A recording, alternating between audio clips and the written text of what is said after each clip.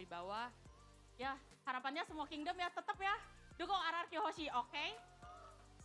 Dengerin ya kata ibu dan semuanya tentu tergantung bagaimana kedua tim ini akan berproses dan menjawab satu sama lain karena ini match spesial betul? Betul banget. Betul banget dan semua super fans pun sudah tidak sabar bagaimana Derby Classic akan berlangsung. So inilah dia Derby Classic ke-38 di MPL Indonesia Season 17.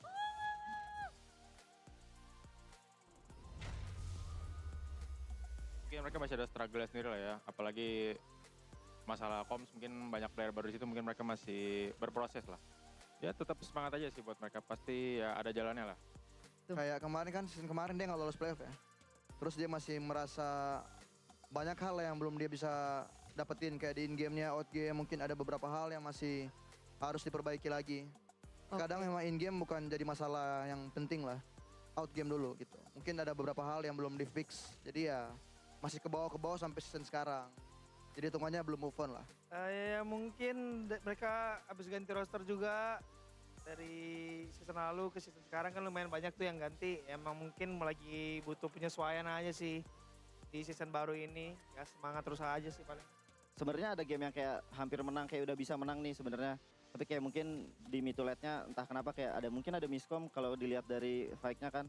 Ya mungkin kita nggak tahu, maksudnya aku nggak tahu problemnya apa, cuman ya aku harap bisa cepat selesai aja lah. Soalnya kan aku juga pernah kan 2 season juga nggak lolos, jadi kayak yang penting jangan ada trust issue aja sih satu sama lainnya. Jadi kayak harus saling percaya tetap. Support dan doa aja terus mereka masih bisa bangkit. Karena minggu juga masih panjang, jadinya ya support aja terus.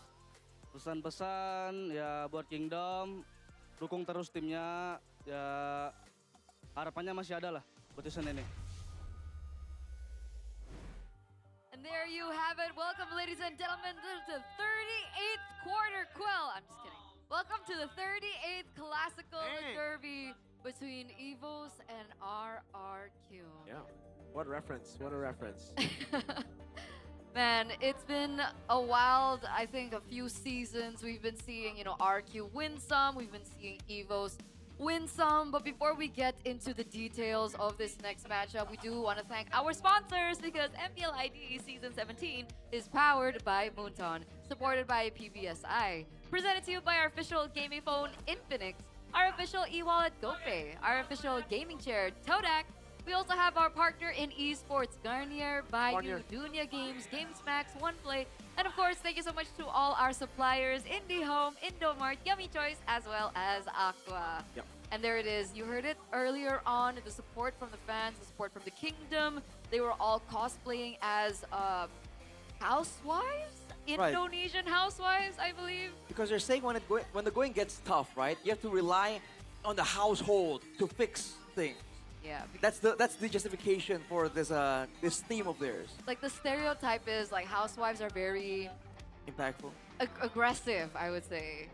Oh, Impactful, wait. yes, but Yeah, yeah, also yeah, yeah. aggressive. Like they walk around, beating their, okay, maybe not beating their children, but You know, they scold the lazy husband There you go. type deal. So There you the go. point is they're saying, this is the week, man. This is the classic derby. If you don't do well here, the housewives are gonna teach them a lesson. exactly. And we also got the support from a few of the players. We saw it earlier, right? Keyboy, Moeza, we saw Albert. Who else? Leonie. Finn, Finn. the human. Moeza.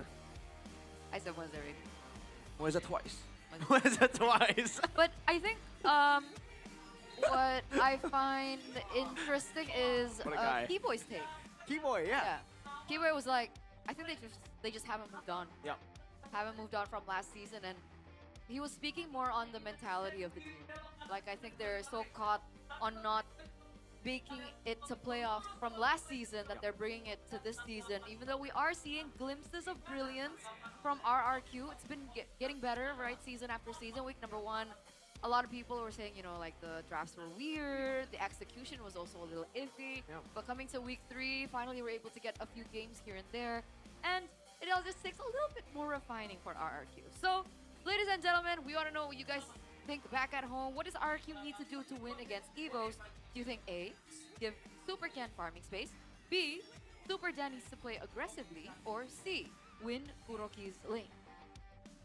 I gotta say, if they want to play the way they have been, like a bit more systematic, team fight oriented, I feel like it has to be option B, no? Because if you're number B, because if you're trying to win team fights, just earlier in match 1, we saw the impact that the EXP lane can bring. One mistake from the EXP lane can send the whole game plan crumbling. So if that is the way they want to play, number B. Okay. But otherwise, You're a B man? I am an A man. An A man. amen.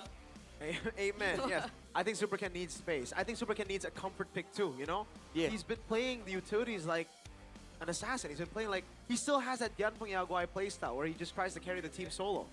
And either way, everyone really needs to step up, right? Because both of these teams, Agreed. these are two teams that have been there since the beginning of everything. I think the fact that they were grand finalists at M1 really started that pattern for the classical derby. And the thing is, it's been so long since they've been able to lift up a trophy. The last time RQ was able to do it was Season 9, and the last time that EVOs were able to do it was Season 7. So imagine that. Why did they leave out the most crucial trophy? One of the best classic derbies of all time. The M1 World Championship. Why is it just MPL ID? Because here, I think even in the matchup, you can see 23-14. RQ have won more championships domestically. They've won more classic derbies, but EVOs have won when it mattered most. Yeah. They won. What else? Are we allowed to say it? M Series, ISF, Oh, we and are. WCG. Yeah. WCG. Rashi, got a question. Quantity or quality? Damn. Man, That's I deep. think, honestly, objectively speaking, it has to be quality, man. Quality it is, which is why that history has still been haunting the kingdom for so long. Everyone is waiting for the day to come where we can finally say, you know, we got one too, but we're not there just yet. You were close. MSC, you were close. That was the one in KL. Yeah? 2022, Grand I finals. think. Lost to Eman, by the way. Oh, man.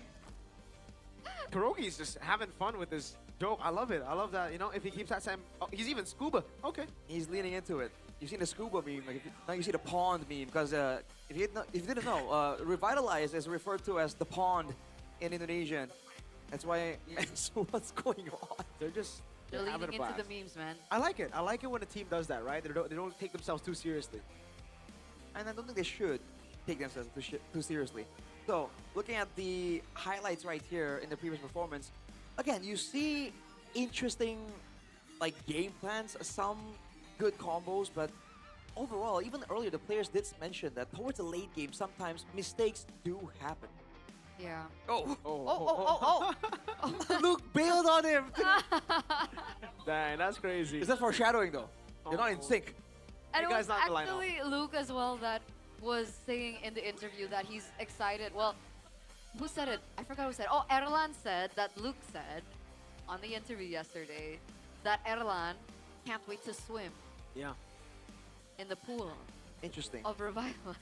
Degrees of He said he's gonna go revitalize and swim with Kurogi. Yeah. So interesting. that's pretty cute. Pretty Oh, wait. Whoa!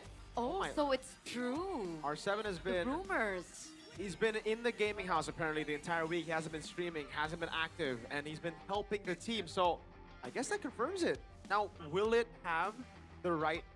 You know, it was a phone call from Mr. AP. Like, it was an actual personal phone call, like, help us. So, hey, maybe that's what they need. Wow. We They're saw really like taking it seriously. like scrim leakages with R7 in the roster, with the rest of the members, but no Super Dan. Maybe he's, you know, coaching Super Dan as well, because I gotta say, in a lot of these moments where it looks like RQ has the upper hand, there are like moments where like Super Dan's movements are like a little weird. I don't know if it's maybe like a comm issue because he doesn't speak Indo that well yet, or what do you think, Arashi? Could be the case. I mean, that was definitely the main suspicion off the bat. But right now, I feel like considering how they almost attained victory last week, I feel like we're close. You know, I think if you're an RQ fan, you would recognize that they're not there yet. You know, I think if you're an RQ fan, you would recognize that they're not there yet because they didn't get it done. But at the same time, they were looking a lot better than they used to in week 1 and week 2. So I think hopes are high, which is why I think the Kingdom are very vocal on like saying this is the moment, you know, and they fully expect things to play out in RRQ's favor. Which, you know, if it does, it's going to be a huge mental boost. If it doesn't, though, oof. Yeah, they'll be, what, 0-5? 0-6 if they lose 0-6. here. Yeah. And the They're morale. currently 0-5. They already broke their game lose streak. They've already won games. 2 in total against Geek Fam and against Alter Ego. Both in okay, against Geek Fam is game 1, but against Alter Ego is game 2. So it's a tilter.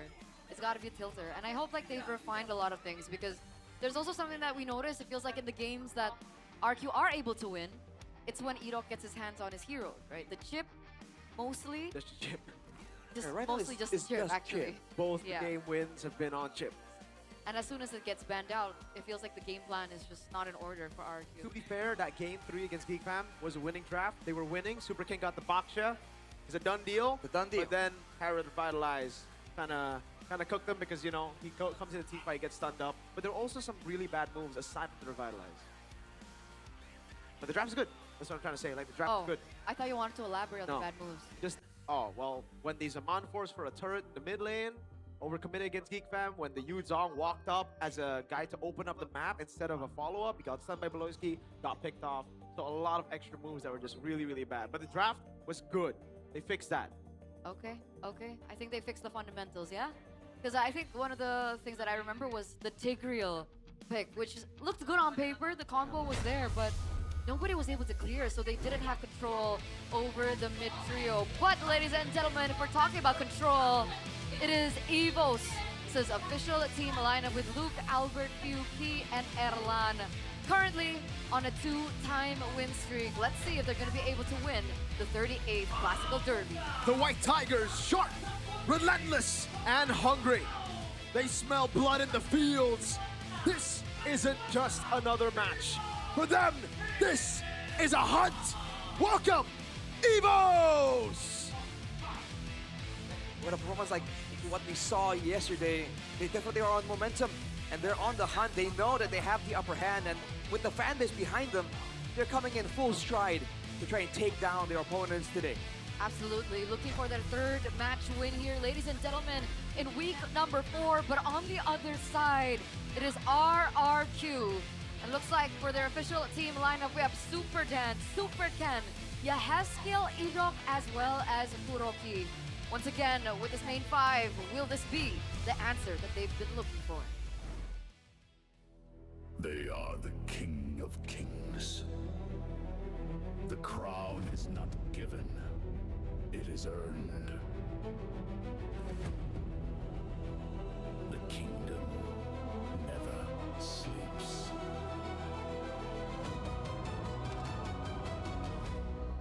Once the kings of the land, the golden banners of RRQ Hoshi now lie tattered in the wind. A kingdom in ruins. Tonight, against their bitter rivals, will they rise? Ladies and gentlemen, this is RRQ Hoshi! A battle for survival, with everything hinging on the line. Momentum, morale, the hopes of the kingdom. They're up against overwhelming odds. They are definitely the underdogs. But this is their moment if they want to get it done.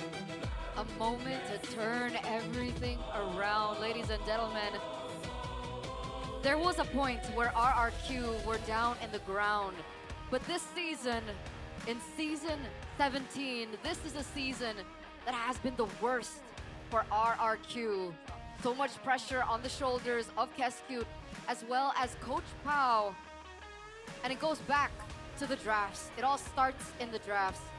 And that's a scary part, because when I was speaking to Vin yesterday after their match win, it seems like they've got everything together. They have the fundamentals together. They don't overthink when it comes down to the drafts. A lot of people found it really hard to figure out Dewa in the drafts.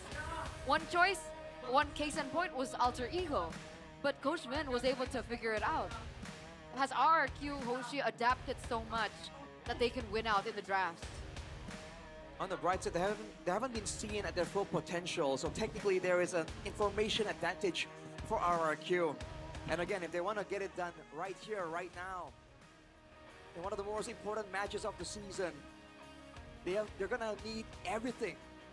But look at this. What does RQ need to do to win against EVOs? It's number C. Yeah. It looks like everyone thinks that they need to win Kuroki's lane. Kuroki has been rising, man. Like, his stocks have been rising. A lot of fans have now put their hope on Kuroki, similarly to how they put their hope in Season 12 on Skylar. Remember that Irad, Brusco era? Remember when they had to just play for Skylar? It was called Skylar Esports as well. Even when he got sick, Pape was like, oh, please, you gotta play still. We need you. Feels like a similar story. Just a little bit, man. Same guy in the gold lane. Same amazing plays, to be fair. Despite the team doing bad, there are still some moments here from everyone on RRQ. It just seems like all they have to do is get the right combination, the right composition, the right balance of outplays, of risk-taking to win it out. And I think Kuroki's got it, right? He's shown a lot of, bravery, courageousness in his movements in the lane, even outside of the lane during team fights. Again, like I mentioned earlier on, it just needs refining.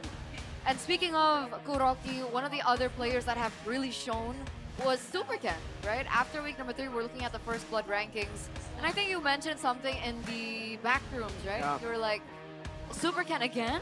Yeah, Superken has always had this. Like, for the most of the seasons he's been part of MPLID, he's always been a top guy when it comes to first blood. And again, on the Gusion, he was able to get first blood. It wasn't the best pick against that composition until ID, but that's how aggressive he is. That's how good he is at looking for those early kills. And that's how I've noticed a certain pattern when players or teams go up against RRQ. We usually see the Baxia and the Guinevere band out. Those are two heroes that Ken definitely understands how to use really, really well. If he can really find, again, a good balance between the killer instinct and the aggression. Because he has the aggression, he has the mechanics. Sometimes it just seems like he doesn't know his limits. With time, that really should improve, but time is something that they have very little of right now. So I feel like the coaching staff as well needs to get involved here and kind of push them in the right direction. On the other hand here, teamfight participation rankings. Yeah, number 1 is Luke, 66.27%. In yesterday's match, we saw Erlan as one of the highlights, but another person to absolutely highlight was also Luke, especially when he gets his power heroes. When he's on, the Mashas, the Arlets, especially this season. He's been crazy. And even in the interview, he mentioned that he hasn't unlocked his full potential. So that's something definitely concerning, especially for RRQ. Yeah. Luke, my goat, he's been amazing when he's on those picks, like the playmaking picks, the Arlet as well yesterday. Solo killing who I thought to be the #1 individual XP laner, mechanic-wise, Kid, on a Sora, on his signature pick. So hey, Luke's definitely back. He's always been that big game player. For some reason, up against the smaller teams, or back then at least, smaller teams, the teams who don't get wins, he would just do whatever he wants. But then against the top teams in playoffs as well, when it's time, he performs. Necessary. And that's similar to Erlan right now, which is why the gold lane matchup is going to be especially fun to watch. Depending on, who gets what heroes go where. And we've seen Erlan actually pick up really weird heroes as well. The Uranus was actually an option for him. Meanwhile, for Kuroki, it's been, quite normal, right? YSS, Claude, Carry, Harith, the Notions. So what do you think about these two gold laners and how do they differ to one another? Well, I feel like right now, first of all, the clash of the gold laners here, it seems like Kuroki has a higher average damage, but that could also be because for EVOs, they're not only relying on the gold lane, whereas for RRQ, there have been multiple games where they are forced to take it to the late game and allow Kuroki to carry from a late game type of carry. So stats can definitely be deceiving. When it comes to the differences though, I feel like right now, it's hard to really get a good grasp on Kuroki, just because again, you have no idea whether the movement is him or a mistake. It's very early on. I got a question though, Arashi. If you look at RQ's lineup, do you think this is the strongest lineup? Do you think they have experimented enough, they've given Rins and Super Toy enough time? And if not, who do you think is the strongest lineup for RQ? Well, I feel like considering the context and how they almost broke their loss streak just last week, I feel like this has to be it now. If they experiment for much longer, bro, they're gonna be stuck. They're gonna be out of the playoffs for sure if they keep taking their time with it. I feel like right now it's getting urgent, and if there were any questions, they still have to pick one combination and stick with it at this point. Because the last thing we want to see from RRQ is the same thing we saw from some other teams where they just keep changing all the way till the final few weeks, and they just have no chemistry. So even though they have a good enough draft, a good enough composition, the chemistry, man, in the Land of Dawn is so important. And then like when you get to that point, it's like, oh man, it's too late. Yeah, well, we should have known. Well, Oh, I should have known. I would agree about Super Toy and Kuroki. I think Kuroki is definitely the more consistent player, and he's way more brave when it comes down to like decision making. But between Rins and Yahezkiel, I think that's quite a toss-up, right? Do you want a mid laner that's a little bit more aggressive, can make the outplays happen? Because I don't think Yahezkiel is kind of that type. Do you agree or disagree? Yeah, Yahezkiel is more of a safe, plays from the back kind of guy. You Yeah. forget about him, and then the ghost disappears when he has the items or when he has the angle. The ghost of Jakarta. The ghost of Jakarta. Shout outs, Leo. But here we are, ladies and gentlemen, moments away from the drafting phase for game number 1, and it looks like it's going to be dangerous grass. So that's interesting. Like we talked about the drafts earlier on, Guinevere, Chip definitely banned out. They don't want to give RRQ those reliable heroes that they usually like. Sora gets banned out, Marcel, Fanny, and the Freya. So technically here, RRQ, if they want, they can still pick up the Baxia as well for Super Ken if we want to get into or lean into the power heroes. Yeah, they go for the juice in first though, always, for few. Right. It's good control there for RRQ. Man, what do they want to go for first? It depends. We've seen them try out so many things. We don't really have a good grasp on like the style of Keskute in the current season. Yeah, it's been very off RRQ this season. Whenever they don't get the Guinevere and the chip, so RRQ. They go, why I was gonna say, okay. Good Very direct response. They go for a Prio pick and glue and the Eve. Evos. They take the normal route of going up against the glue. You go for pickoff with the Kalea. On the case, 24/7. It's a Fredrin and a Moskov. All right, that's their approach against the glue, the Moskov. That Moskov seems a bit early by all means. The Fredrin, I think the factor that needs to be talked about here is how he can heal from the blobs, the split of the glue. Right, if you land a big ability like on the Bracer's Wrath onto the glue when you're low, you can heal up a huge amount. Some teams have abused that against the glue. Maybe I think it's a little safer, right? I mean, the direct response would be to pick up the Claude against the Eve, but they know that if they do that, YSS is still open, there's still other heroes as well open. So RQ actually pick up the Claude for themselves. Yeah. And it's funny we just brought about this similarity with Skylar, right? And we just seem to find this guy on Claude again and again, you know? Some moments in the season have been pretty throwback-like. People have been saying that Kuroki is actually more similar to Zen. I agree. A lot more aggressive. Yeah. Do you remember that play on the Claude? Yes, against in the RP. buff? Solo kill. Solo kill That RP. was crazy. Flickered in as well, yeah. I agree Very with brave. that. I think he's calculated, yeah, for sure. But he's got that killer instinct, man. And he, as a rookie, making plays like that, this guy's really good. I think he's got a ton of potential. Arla gets banned out though. They gotta respect that from Luke. The combo with the Fred hit and the juice in, something we've seen just yesterday against Kin and Newa. Really good read by RRQ. Evo's gonna start nailing down on the junglers though. I think the Leomord's gonna go. I think the Baksha might go as well if they're really just trying to put Super Ken. Oh, but then, will Super Ken just go Lancelot if that happens? Because then I'd like it. Like Super Ken's been playing a lot of utility picks like he's been playing Lancelot. So might as well, right? I think it's too greedy though. They have a heated Claude. I mean, that's the advantage of the white hero who that Super Ken has. And by all means, those all can work out. And technically right now, they can play moving forward, moving backwards as well. They're not really locked into a particular composition. Whereas for Evos, I have to say, it seems a bit more forward heavy, especially with the Fredrin, right? Because heading back on a Fredrin is never fun, man. Harley gets banned instead. Yeah. So Leomord and the Baxi are still open. What would you rather face, Baksha or Leomord? I think with this comp, I'd rather face a Leomord, no? Because the Leomord, you can just kite back. They have ways to prolong the fight. The Baksha, on the other hand, the healing will be cut down by the of the Fred and the Juicin. My tail's been Right. itching for a There real Kalea. fight. That's the Kalea ban. Expected it to be picked up in the first phase by Evos. They might have to just go Khalid in the mid lane again, just like yesterday. Yeah. They pay for mid prio, go for a roam advantage. I mean, right now with the dangerous grass, there's so many gank opportunities available for Evos if they want to play that trapping style. But if they want to do so, I feel like they need some more threat because a Fredrin and a Tsushin and a Moskov, whoever face checks will likely have a chance to retaliate somehow. It's not like a burst, one-shot type of situation. Not just yet, no. We're looking at the last ban here. Predicting the Baxia. What has he picked up so far? With a yo. So they're not going to go for more magic damage. It's just going to be the juice in. All right. Huh. A lot of options. Leomord, Baksha.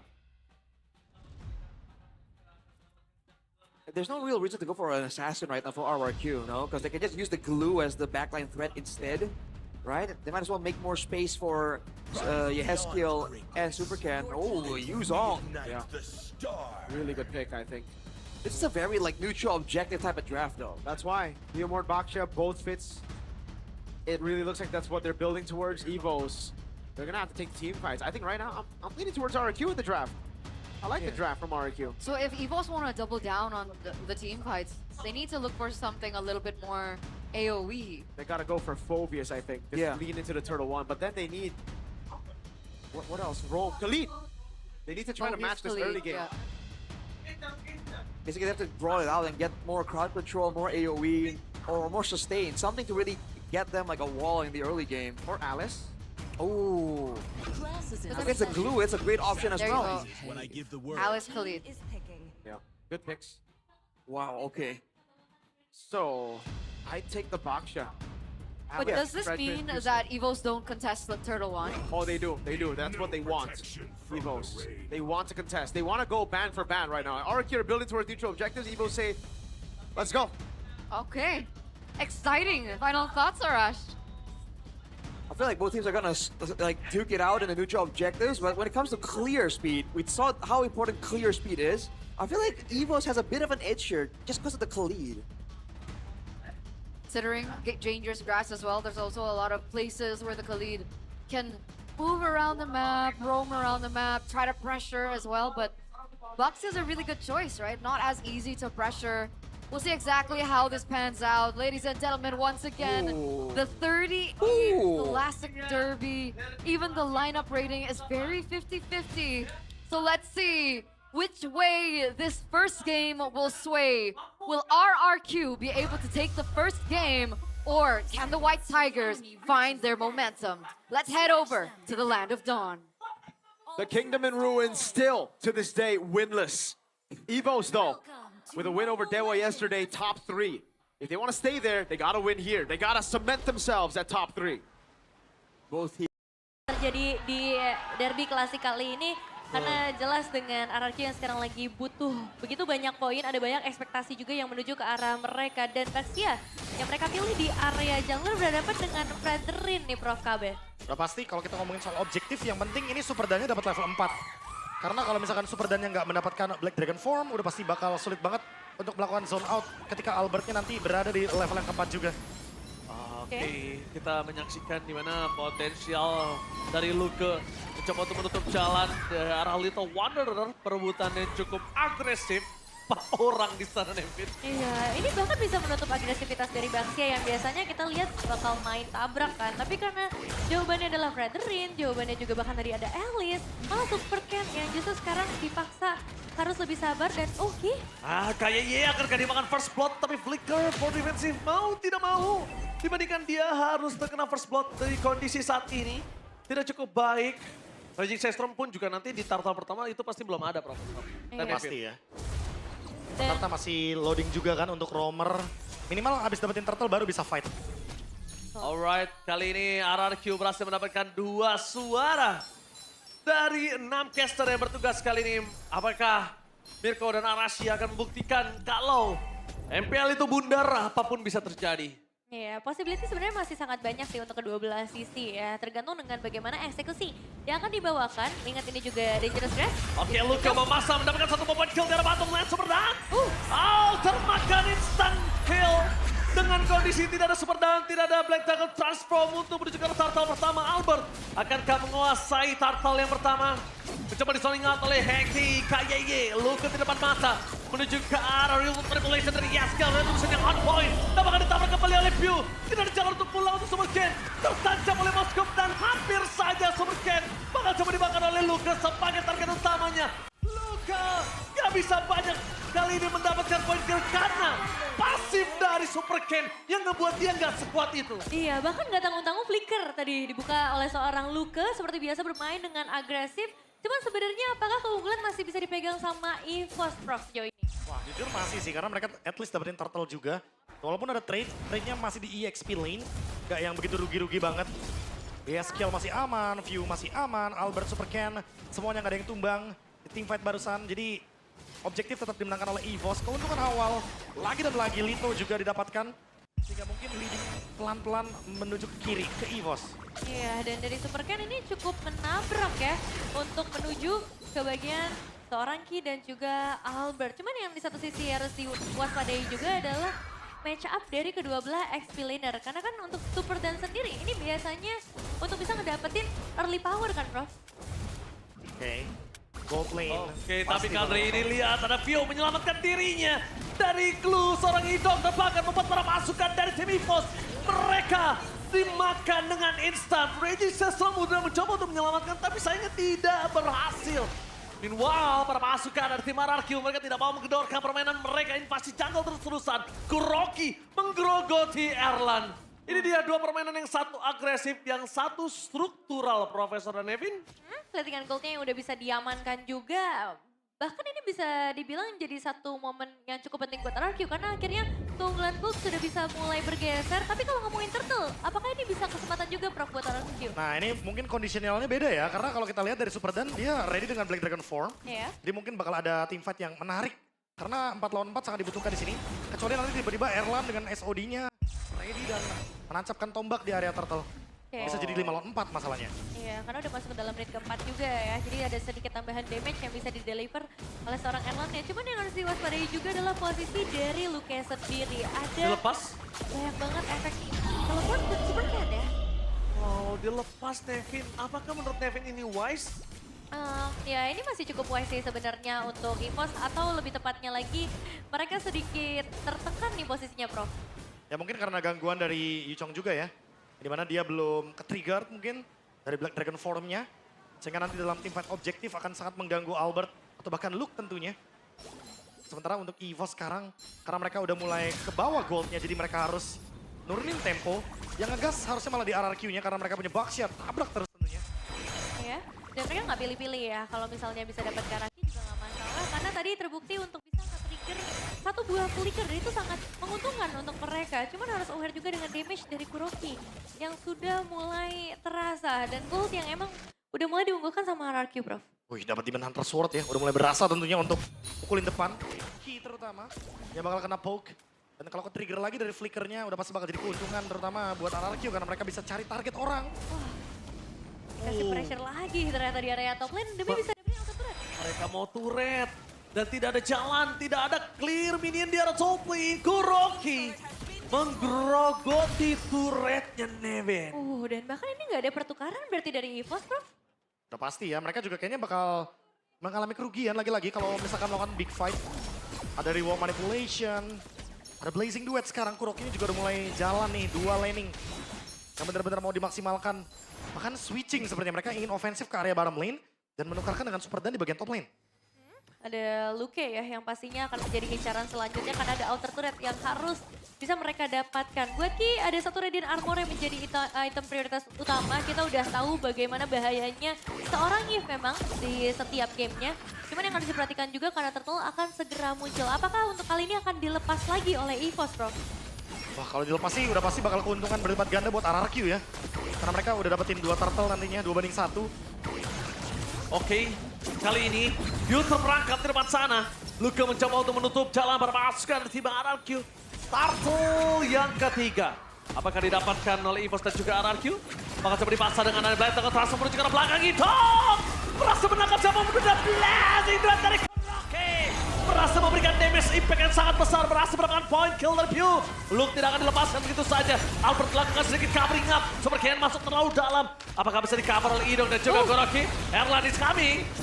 No, tapi memilih menuju ke arah turret di arah bottom lane terlebih dahulu. Dan membuat permasukan dari tim EVOS kali ini. Setidaknya mereka berhasil mendapatkan satu untuk bottom lane ditukar dengan turretnya yang pecah di arah top lane. Wah, ini Chuzin yang nggak bisa dalam posisi aman. Sejauh ini udah 2 kali bahkan terkena pick off, Prof.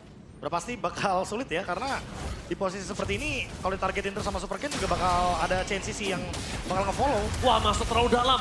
Super Ken apakah ada jalan untuk keluar? Tapi Luke nggak akan sekuat itu. Karena ingat ini anti regen gratis. Membuat dirinya dari awal. Kenapa dia tadi ter-takedown? Karena nggak sekuat itu, Nevin. Iya, dan belum ada follow up damage juga ya kalau misalnya emang pengen nge-punish ke arah Super Ken. Beda cerita mungkin dengan punishment yang bisa saja dilakukan di area yang berbeda, let's say di area mid lane. Yang sekarang bakal jadi target selanjutnya dari teman-teman RRQ. Mereka udah dapat area top lane, udah dapat area bottom lane. Dan secara inisiasi berarti Super Ken udah bisa join ke area team fight, bro. Udah pasti ya, mereka kalau misalkan nggak mau ngendorin serangan bakal ngegas terus ke area mid lane. Karena kebetulan RRQ 2-1 nih dari segi turret. Mereka lagi unggul di bagian bottom lane dan juga di bagian top lane. Mungkin ada ruang sedikit buat Erlan, tapi ya balik lagi Erlan tetap bisa join team fight dengan SOD. Karena ada sedikit gold yang tertinggal. Udah hampir corrosion untuk Kuroki, hampir Trinity di sini. Harusnya Super Ken nggak punya purple ya, karena dia nggak dapat steal juga terhadap EVOS jungle-nya. Jadi kalau Baxia tanpa purple tuh agak lumayan seret, kalau aku bisa bilang Nevin. Ya. Agak cukup boros soalnya Profesor kalau Baxia tanpa purple. Tapi yang menariknya kalau kita lihat dari pemilihan item ya, kayaknya Super Ken mau langsung ke Blade Armor. Karena kita tahu sendiri di sini permasalahannya ada di Erlan dengan basic attack yang nanti dia miliki. Dan itu akan sangat mematikan kalau misalkan nanti Erlan lifesteal-nya nggak cukup untuk bisa menembus lini depan. Apalagi kita tahu sendiri pasif dari Baxia Mark yang akan mengurangi damage proyektil. Ya, ini sebenarnya udah banyak banget ya itemization yang cukup penting dari RRQ kayak 2 glowing one juga untuk mengurangi lagi defensive power. Tapi ada satu buah conceal play lagi-lagi turret menjadi objektif utama dari RRQ dan sekarang space di area lordnya sepertinya sedikit longgar. Mungkin dengan satu buah inisiasi dari Albert untuk melakukan pengusiran aja terlebih dahulu. Wow, melihat dari Super Ken di depan sana. Masih coba untuk berputar-putar dan menuju ke arah mana yang menuju 50%. Ini agak cukup lumayan seret untuk Super Ken. Masuk lebih dalam lagi perpasukan dari tim RRQ. Kali ini bakal coba memaksa memukul mundur Albert. Dan Luka akan coba membantu damage yang terlalu besar, tidak bisa dipecul. Dan bakal Luka membantu bersama dengan Rally Sastro. Memang tertinggal tapi dilakukan dengan Blazing Duet dari Kuroki. Berhasil mendapatkan double kill. Menuju point kill yang ketiga permasukan dari tim RRQ kali ini. Mereka berkesempatan untuk mendapatkan turtle. Karena damage persekan mereka cukup. Power retribution mereka ada. Teriakan udah mulai kembali menggetarkan MPL Arena. Wow, 3 pemain yang berhasil ditumbangkan dan gak berhenti sampai di sana. Karena Lordnya juga bisa didapatkan dengan bebas tempo yang beda banget dari RRQ, bro. Ya, mereka temponya benar-benar mau menekan terus karena mereka lagi dapetin keuntungan. Leading yang nggak mau mereka lepaskan. Pasca mungkin pelajaran dari minggu lalu di mana mereka menggunakan Baxia. Mereka melepaskan sedikit pressure-nya, gamenya langsung berbeda. Dan tadi, Spear of Destruction dari Erlan itu juga nggak connect. Itulah alasan kenapa Erlan jadi nggak bisa fight 5 lawan 5. EVOS terpaksa mundur. Iya, dan mau nggak mau cuma tuker ke arah turret aja Kuroki, hati-hati. Tertancap di depan sana, mundur lagi kembali dengan adanya Blazing Duet. Kuroki terperangkap dan bahkan hilang. Mereka sudah memiliki Lord, tapi mereka memaksakan mendapatkan team fight. Ini sungguh berbahaya. 2 point kill menjadi sebuah malapetaka untuk RRQ. Mereka memang mendapatkan key, tapi lihat dengan 2 poin terutama mereka. Damage dealer mereka yang hilang. Lord ini seakan sia-sia. Iya, ada percobaan dari Kuroki untuk bisa nge-trade setidaknya. Pengen cari ke arah poin eliminasi, tapi ternyata hasilnya ini nggak sesuai ekspektasi dari RRQ. Ngebuat mereka malah kehilangan 2 player dan Lordnya mungkin bakal jadi giveaway aja ya, Prof. Ya, swing gold yang terjadi ya. Dari sekitar 2.000 tadi sampai 3.000, sekarang menuju ke 1.000 lagi dan bahkan clear cepat dari EVOS. Mereka melakukan trade dengan sangat baik, 2 tukar 1, key yang tumbang. Sekarang View juga punya item Ice Queen One yang tentunya akan membuat nantinya lini depan dari RRQ akan kerepotan ketika nanti dia dipegangin sama View. Dan memang dengan area off effect yang lumayan besar juga ya, termasuk dengan hadirnya Luke kali ini turn off lane. bisa aja mengubah satu momen dengan cukup krusial, kayak bisa langsung diubah 180 derajat dan hal-hal seperti itulah yang harus dihindarkan sama RRQ. Sekarang target mereka kembali lagi menuju ke arah inner turret aja. Wow, digerogotin sama Kuroki. Satu persatu, semua turret digerogoti sama Kuroki. Ini mereka juga cukup kebingungan untuk bisa menanggulangi Kuroki. Rotasi yang cepat, dia punya Purify juga nggak bisa di take down instan. Jadi mau tidak mau, mereka kalau mau dapetin Kuroki ya minimal 3 orang Profesor dan juga Devin. Waduh, trade-nya ya.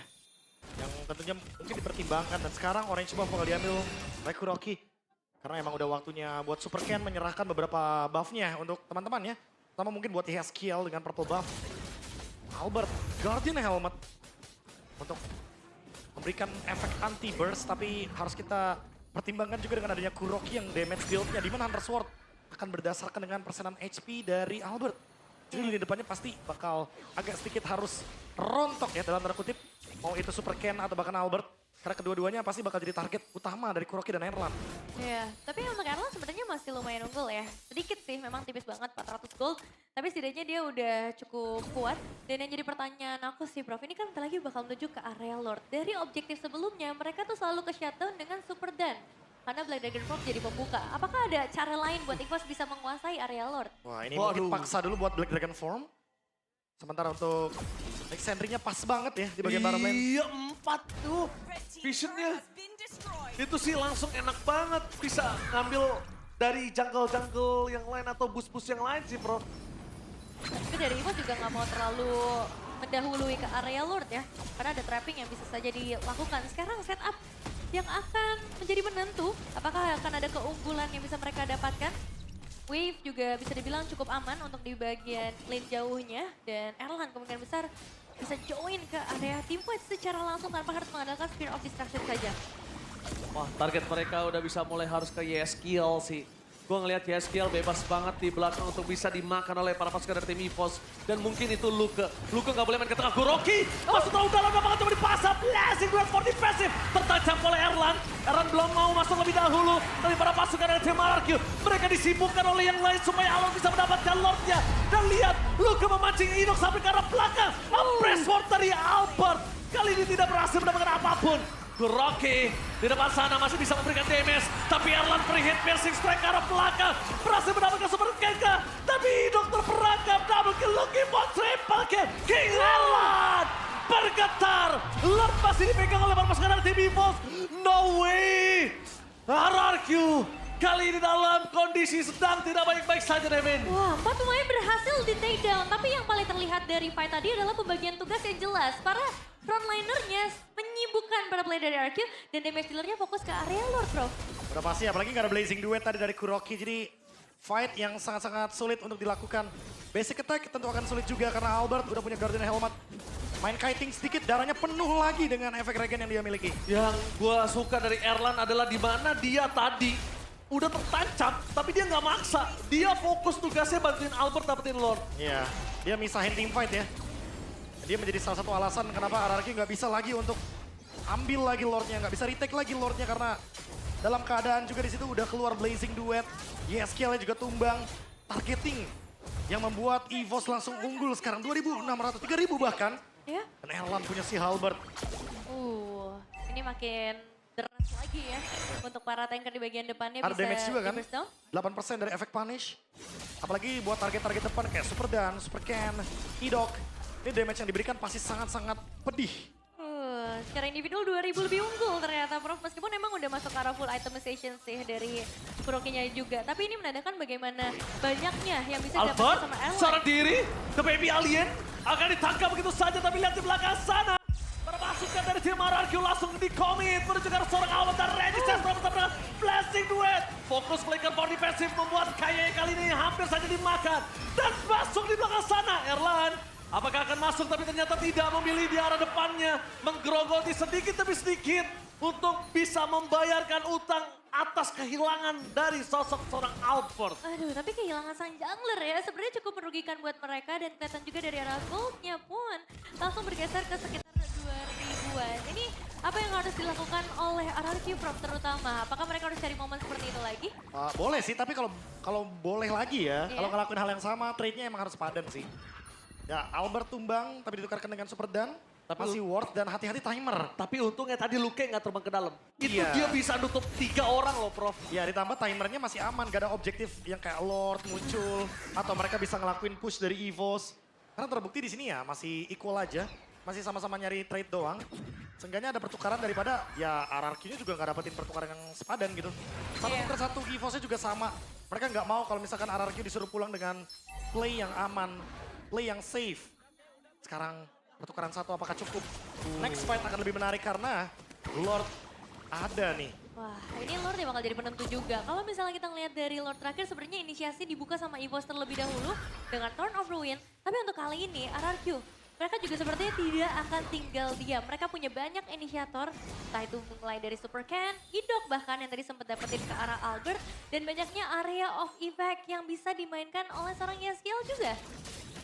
Oke, melihat menuju ke arah Lord yang bakal coba menari bersama dengan Albert dan juga Super Ken. Mereka tidak mau terlalu terburu-buru, melakukan clear minion terlebih dahulu untuk di arah top tadi Kuroki sangat baik. Karena mau tidak mau, di arah top lane EVOS punya super minion tapi langsung ada konsil Idok. Terdeteksi, menuju ke arah belakang. Tidak mau terlalu terburu-buru dari Idok, belum melihat sedikit momentum untuk dia bisa masuk. Iya. Dan kalau Idok bisa makan satu dengan surprise flickernya, ini mungkin menjadi sebuah keuntungan untuk RRQ. Iya, tergantung target juga ya siapa Lord. yang bisa dapetin Idok. Lord, satu bar terakhir, mencoba dipaksa oleh Idok, lihat flicker telah dikeluarkan. Erla menuju ke arah belakang dan bahkan berhasil mendapatkan Lord Kuroki save the day. Blessing telah dikeluarkan begitu saja, mendapatkan kembali dalam belakang. Erlan sangat maut, tak ada free hit dari seorang Erlan. Menuju ke arah Idok, tapi nampaknya Albert menumbangkan Super Dan. Kuroki sedikit demi sedikit mencoba untuk melakukan fucking damage, terlalu sakit Albert termakan begitu saja. Tapi nampaknya Erlan masih gagah perkasa. Luke belum bisa ditumbangkan, tidak ada cara untuk pulang. Satu persatu, maka coba ditunggangi oleh sosok seorang Idok. Tapi nampaknya reset, kehilangan satu untuk satu. Udah cukup untuk kedua belah tim. Ini fight yang bagus ya sebenarnya yang bisa dilakukan juga. Dan posisi dari Kuroki yang begitu aman di bagian belakang. Bahkan ketika dia coba untuk deliver damage lagi ke bagian depan, dia juga aware dengan damage yang bisa dikasih sama Erlan. Dan bahayanya memang untuk dari EVOS, ketika tadi Albertnya tumbang, Erlan ini masih 6-0-1 loh, nggak pick up sama sekali, Prof. Iya, dia tadi tuker item kan, ada immortality juga. Dan sekarang kembali ke Wind of Nature. Untuk enchant lagi. Dan sekarang bakal nungguin untuk Lord-nya juga. Fight-nya bakal jadi 5 lawan 5 lagi. Karena Lord Evolve-nya benar-benar slow push banget. Melawan super minion yang dimiliki sama EVOS. Yang kita tahu sendiri di sini udah menit 19, jadi sangat wajar sekali super minion memiliki powernya tersendiri juga. Dan dengan berjalannya Lord kali ini secara defensive power, clearingnya akan sangat diandalkan kepada seorang Erlan sih. Karena untuk kita ngomongin damage buat view-nya sendiri, ini bakal lebih minim ya dibandingkan dengan yang lain juga. Dan untuk RRQ, targeting mereka harus tepat kali ini. Terutama buat Idok. Karena base turret sudah di depan mata. Menuju ke arah top turret, para pasukan dari tim RRQ berhasil mendapatkan base turret. Ke arah belakang, free hit dari seorang Erlan. Menuju ke arah Super Ken yang terperangkap bersama adanya Luke. Mencoba diangkat satu persatu, tapi finishing strike terlalu sakit menuju ke arah seorang Idok. Dan langsung ada blast dari Kuroki yang ditahan begitu saja. Mereka berhasil mendapatkan Luke, tidak ada yang bisa mereka kembalikan. Dan Petrify yang berhasil mendapatkan 2 base turret yang terbuka dengan sangat bebas. Para pasukan dari tim RRQ, Idol dan Blazing dari Kuroki. Terlalu dini, damage-nya berhasil ditanggulangi tapi Erlannya masih bisa melakukan clear minion dan EVOS masih bertahan. Wow, Regis and Storm yang connect ke arah 3 player sekaligus. Menurut aku itu juga jadi salah satu faktor mengapa RRQ nggak bisa masuk lebih dalam lagi. Tapi dengan kondisi seperti ini masih possible-kah untuk EVOS melakukan kontes Lord, Prof? Wah, kontes Lord sih akan sangat menarik ya karena mereka bisa langsung setup duluan dari RRQ tapi balik lagi karena tidak ada Luke.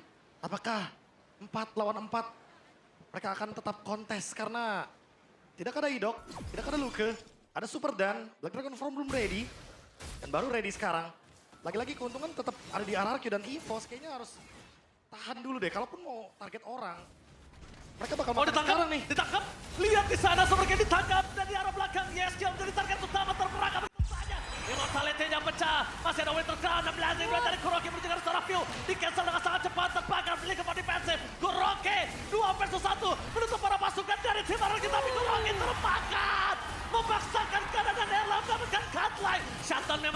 lagi. Tapi lihat apa yang di depan mata sana. Albert menargetkan berjalan Sobercat. Masih ada Kaya Evan bersama dengan Luka Press War. Lumayan sakit tapi Sobercat punya immortality. Dan tidak ada jalan pulang. Sobercat, where are you going?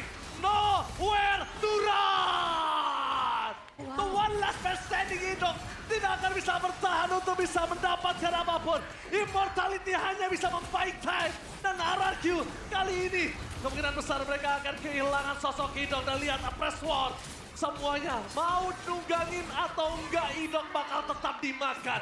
Wipe out di tangan RRQ. Wow, itu buying time yang cukup lama tapi teamfight yang benar-benar berani dari EVOS. Masih ada waktu, YSKL sudah kembali dan yang jadi keuntungan buat RRQ adalah tadi wave-nya. Untungnya berpihak bagi mereka. Karena ini cukup banyak ya wave yang harus dibenerin dulu sama EVOS sebelum nantinya Lord jatuh ke tangan mereka dan mereka bisa push secara bersamaan dari 3 lane yang berbeda, Bro. Ya, timing tumbangnya benar-benar buruk banget tadi. Sama Kuroki dia maksain lawan 2. Tapi tadi jangan lupa satunya kan magical damage, Prof. Itu dia, ditambah lagi dengan adanya efek yang sangat mengganggu dari Luke dengan Torn of Ruin. Dan dia juga punya CSS Poldron, jadi nggak bakal dengan mudahnya bisa langsung dihajar dari depan. Ada pengurangan attack speed tentunya. Regen yang didapatkan Kuroki juga nggak maksimal. Lord Evolve akan menuju ke bagian top lane. EVOS sangat diuntungkan, mereka bisa manage wave minionnya. Mereka bermain dengan, lihat formasinya yang benar-benar ngebuka potensi agar Erlan ini siap untuk melakukan team fight 5 lawan 5. Iya. Power potion. Ini dia nih. Ini dia menjadi team fight yang cukup berat. Ingat Lord sudah dewasa. Lord kalau di cover ini akan membuat para pasukan dari tim RRQ bergetar. Luke kali ini menjadi pointer utama untuk bisa menutup jalan para pasukan dari tim RRQ. Lihat, di sini mereka melakukan clear dengan sangat cepat. Oh, no. Sedikit ada pause sepertinya. Oh. It's okay, tenang, relax, chill buat kalian semua. Menurunkan intensitas yang mungkin tegang di MPL Arena. Dan juga yang tegang berada di kolom komentar. Oke, boleh tenang sedikit, Profesor. One single small mistake. 1 versus 2, Kurokinya termakan. Mereka udah nggak punya damage lagi. Itu titik kemenangan EVOS. Heart rate saya sih 95 dari tadi ya. Lumayan ya, main tinggi Heart untuk rate orang yang nggak saya bermain ya. 25. Nggak bisa, kalau 25 terlalu rendah. Ya. Tidur apa? Tidur. Apa? Orang tidurnya kayaknya 25 Salah. deh. Iya salah. Lagi tegang Pak, lagi tegang. Iya, karena memang satu momen ya yang tadi akhirnya membuka jendela yang sangat besar. Ya karena kan buat yang tadi EVOS. Nevin tanya kan, kayak bisa nggak pegangin Lord? Kayaknya nggak pegangin Lord, pegangin orang. Iya, terus Bener dicari kan, Albert ya. nabrak Super Ken tadi kan yang pertama. Yep. Terus ternyata YSKL yang tumbang, wah itu timingnya. Tegang nggak Kak? Langsung Kak, buyar semua. Tegang nggak nonton di MPL Arena, tegang nggak Kak? Tegang ya? Tuh tegang. Iya. Ya tegang ya gitu. Iya. Kakak berarti tiga-tiganya ya. Oh, tiga-tiganya. Jangan menyerang gua loh, gua udah tahu. Tadi kan nanya ke depan ya, coba nanya ke belakang sini nih. Coba di belakang dari tegang tadi nggak, tegang tegang? banget yang di sini nih. Iya semuanya udah di mulai. sana, nih di sini. Udah mulai merasakan deg-degsernya. Lebih ekspresif. Lebih ekspresif. Iya, yang di belakang masih lebih ekspresif tuh. Iya, tadi kalau nggak salah Menegangkan. ada yang banting-banting juga, saya lihat. Waduh. Ada yang banting-banting kayak gitu-gitu. Agak Oh itu heboh cing, ya. itu cing. Oh iya. Iya. Tapi emang ini kan klasik derby ya, tapi ternyata di game pertamanya langsung dibawa sampai ke arah late game. Seru banget loh. 23 menit loh kita. Gua benar-benar melihat ini dua-duanya kalau udah soal ngomongin pride udah nggak peduli ya mau kemarin performance gue bagus, performance gue lagi under, sama. Tiba-tiba sama semua di sini karena memang antar pride kiri dan kanan ini nggak mau ada yang kesenggol egonya. Selalu kayak gitu gak sih? Lalu. Anggap kayak derby klasik mungkin kita kilas balik pas EVOS lagi ada di bawah gitu kan. Fightnya seru juga dan ini dia. Oke, biar kita melihat langsung apakah game pertama ada di tangan EVOS. Karena langsung ada Superdan, targetkan ke arah belakang. Langsung udah mulai masuk dan ya skillnya tumpang instan ke belakang itu Kuroki. Gak bisa menahan para pasukan tim EVOS. Mereka kehilangan 2 pemain dan maka Superdan menjadi pemain ketiga yang harus tumbang. Di game pertama ini akan menjadi epic comeback untuk EVOS. Sang macan putih berhasil mendapatkan game yang pertama. Game pertama yang akhirnya bisa diambil oleh EVOS atau lebih tepatnya diambil kembali setelah apa yang terjadi di early game dominasi yang sempat dibawakan oleh RRQ berkali-kali objektif. jatuh ke tangan RRQ, tapi di momen akhir, Lord terakhir, EVOS menunjukkan galaknya mereka. Satu kata yang membuat trauma para Kingdom, comeback. Comeback Actually Israel. mungkin dua kata tapi disatukan. Yang emang sering terjadi dari zaman ke zaman. Dari era ke era. Kena comeback. Dan sekarang ini lumayan dalam karena memang keuntungan dari Bucks ya. Kita udah lihat bagaimana cara mereka untuk maintain keuntungannya. Tapi Moskov Erlan, lini belakang yang selalu jadi positioning terbaik dia. Dan bisa clear even itu Lord Evil. Ya sini. Harus say thanks to View dan juga Luke. Karena dua member tersebut yang ngebuat Kuroki jadi instan. Karena Purify dan Wind of Nature tadi udah langsung masuk. Tapi kan damage dari Magicalnya nggak bisa ditahan. Betul, yang akhirnya Blessing Duet pun gak bisa ke-deliver secara Broke that. They broke that like 2 matches ago. Yeah. Their first one against Navi and then Dewa. Against Navi and then Dewa. They always win game. Wow. Nah, that was good. That was, I like that. That was interesting. Very dramatic. Especially with a pause and then, ooh. Then Feels the like watching a Lord- movie. I like it. Not so much for you. It's okay, you have game 2. I mean, dude, there were some things to be proud of in that game. Of course. I'm just saying, I ain't too demoralized. It wasn't like a stomp or anything, and we saw a good discipline, some adjustments. I gotta ask you guys, raise this question though, like, were they out macroed or were they just out executed in team fights? Because it seems like it's a bit of both, obviously, but which more so according to you guys? I feel like the second. What do you think? Yeah. Team fight execution. Because macro-wise, I feel like RRQ macroed better. Like In the early game, stage. yeah. You can't forget about Erlang, well. dude. That's the thing, right? The Forgotten Tiger. The Forgotten That's Tiger. why it's called the Forgotten Tiger, not just because Evo's literally forgot for 3 seasons that they had this guy in the roster. By the way, is it 3 seasons? You know how funny it is that Evo's didn't play this guy for 3 seasons? Just want to put that out there. Anyways, also, you don't forget about him in game. When you do, he farms up, he waits for the moment, he gets the items, and then he carries. Oh boy. Crucial moment though. This was when Superkin got taunted, yeah? Yeah. It started off with Super Ken trying to escape, but then he collided with someone when he was gonna hop over the wall. And that just puts him in range for Few to lift him up, and everything cascaded from there. What happened here? How did... Kuroki got popped. Oh. But there's just not enough damage because he Blazing Duet, but there's a Lord, Evolve Lord. Everybody was right there. And they, oh, the boy. The Forgotten Tiger, ladies and gentlemen! Player of the game, presented to you by the official gaming phone Infinix GT50 Pro. Bro, the amount of times he swapped items, by the way. Yeah. Rose Gold, Immortal, Ice, what is it called? Winter Crown. Winter Crown. He just juggled those 3. Wind of Nature. But there Yeah, was some Wind of moments Nature. in this game. Like, I mean, like right here. This was the beginning, right? We saw some moves kind of like this where it's been calculated all the way from the beginning for RRQ. And then now it seems kind of like improv, right? This Blazing Duet. It wasn't planned, it's improv. It's all improvised because something happened. And when that happens, it seems like, I don't know if it's experience, I don't know if it's just like, you know, skill gap, but Evos have the better improvisation when things don't go their way. For RRQ, if they have the straightforward execution, like here in this fight, by the way, nothing out of the ordinary happens. Even the jump from Erlang to the backline was predicted by Yehezkiel. He had the Winter Crown. And that's why they're able to actually play it out, go for a fight. But even if they were quote-unquote outplayed in some moments, Evos were still able to keep the fight even, trade 1 for 1. And right here, they're able to clear the waves barely slow. They just seem to have a better grasp on like how to pivot. But for RRQ, again, this didn't go according to plan, and immediately it was just chaos. They were so low as well, Evos, but they knew the calculations. And the SOD as well, he took it in. Yehezkiel. Oh wow! That pop on Kuroki. What? What damage is that? It's everyone together.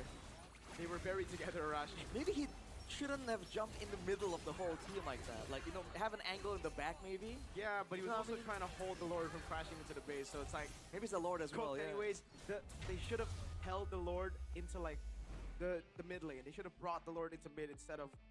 But that's before, right? After that, you can only just improv. Again, not so good at improv, RRQ. 24 minutes though. That was an intense one. That was. Damn. Wait, 24. Okay, no. We haven't broken the longest game. Longest game is still BTR versus Navi, 24 minutes and 39 seconds. Almost beat it. Oh, kind of close. Beat it. Almost beat it. Of course, BTR #1. Long Alright, game. relax, buddy. Relax. Long games, because they're chokers. Oh boy. Again though, that's what I was trying to highlight in these team fights, right? Like, you have like a core like Claude who's very reliant on his ultimate, and you're comparing it to a Moskov that's just like very DPS, right? He's just very basic attack heavy. So it feels like a little unfair when it comes down to the team fights as a whole. Don't forget the range gap, the fact that Moskov can hit multiple people at the same time. Yeah, that's true. You know, we say Claude has more AoE, but technically, right? Technically, only during the ultimate. Without the ultimate, Erlan will be out damaging him by quite a bit. In fact, I'm really curious to see the damage numbers, because there's members on the side of RRQ like Super Dan and Edok, where they're not really damage dealers, but they're dual purpose. Let's see the damage. 130,000 versus 158,000. Yeah. Man. Kuroki did a lot of damage. I think RRQ did a really good job. It's just, again, for RRQ, they needed to be a little bit more ahead. They needed to be at least, I think, 2 to 3K more ahead than they were in the early game. And I think it's mainly because of that Turtle 1. Did they not have a 2,000 gold lead? They did, but they needed 2 to 3K more. Oh, so like 5,000 at minimal. At that point. Because at 3K, the Kuroki moment happened in the bot lane, if I'm not mistaken. Exactly that, but also before that, right? The first turtle, that's where it all started. That should have been RRQs to take. Yeah. Look at their composition. This is a composition built for that first turtle. Evos, they outplayed them through mid-prio, ganked Super Dan. Super Dan needs to be more aware of that, man. Right. He can't be ganked like that. Yuzong, everybody will try to gank the Yuzong in the early game before Turtle 1 because that's literally the only way for you to get Turtle 1 over a Yuzong. Once the Yuzong pops the dragon, it's almost impossible for a Fredrin to walk up to go Turtle. You get Petrified, you get Furious Dive, there's a Glue, just back-to-back CC. Yeah. I gotta give shout out to a few as well, though. We did immediately spot out. He had a Divine Glaive, he was all in, and he was the second highest damage on the team, I believe. So, again, it's a Sushin. You know, people usually say it's a utility hero, but this guy was doing damage. Why it's always first pick, baby. I love you, Jushin. Sushin supremacy. I'm so bored of playing Jushin, man. Get used to it. Yeah. If you want to win, get used to it. Best pick in the game. No, not the best pick in the game. But like bottom ranked, you can still win with Zetian. Yeah, bottom rank you can win with Hanabi. Bottom rank you can win with Layla. Okay, yeah, that's true. When I get forced into the Golden, I play Hanabi. It's like Jeez, you're... Oh, man. It's so gross. Like late game Hanabi is like gross. I never trust anyone who thinks Hanabi is good, you know, because like, dang. Hey, solo early bottom tier rank, it's Enoch, man. It's good. Yeah, maybe. It's Enoch. Sure. I mean, it's certainly simple. And you don't have to think too much. Exactly. That's what I love It's about it. certainly simple. You just keep pressing the attack button and Basic attack, basic attack, basic attack. you're doing value damage. This is Hanabi gameplay. Top tier Hanabi gameplay right here. Yeah. I mean, you gotta press your skill Right, if right. you get Just- like taunted or something, and then you. Yeah, you have can do your- it one-handed, dude. Like legit. That's why I'm not a pro player. Yo, move. Follow the team fighter. Prime Hanabi gameplay. I wonder what's going on behind us. I have no idea. Is it like a watch party? It is for a watch Evo's? party.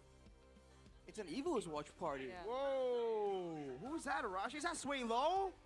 It is Sway Low. Are you serious? Yeah, it's Sway Low. Look, that's Sway Low, right? I think it is. It's Sway Low, Oh yeah, bro. yeah. Sorry, I'm not wearing glasses. Maybe you could watch the Indonesian broadcast on... Yeah. Okay, so yes, we got confirmation. It is a Evo's watch party because we got to hear from the Kingdom earlier on. So now they're getting to hear what is happening with the Evo's fans, which is pretty fun too. Yeah, I mean it's a great moment for them, man. That was a hard-earned victory in Game 1. I'm There's a lot trying to to be give proud of myself more ad revenue. Are you watching yourself again? I'm gonna new bro. Chat, is that okay? He's ad maxing. This Like, is not is my that- account. So, we've seen someone's. Oh, maybe we can do too. Is that not like a little narcissistic? No. Here, one more phone. Rico, one more phone. Give me all the Infinix phones, man. I love Infinix. We're phone farming. He's using 3 Infinix phones to watch himself. They don't know that. I'm play-by-playing what's going on right now. They don't know that. Oh, this YouTube is not logged in. I want to take a picture, but I can't. As proof. And I'll just put it here so you don't have proof. That's wild. Leave no evidence behind. Who's gonna know? They'll never know.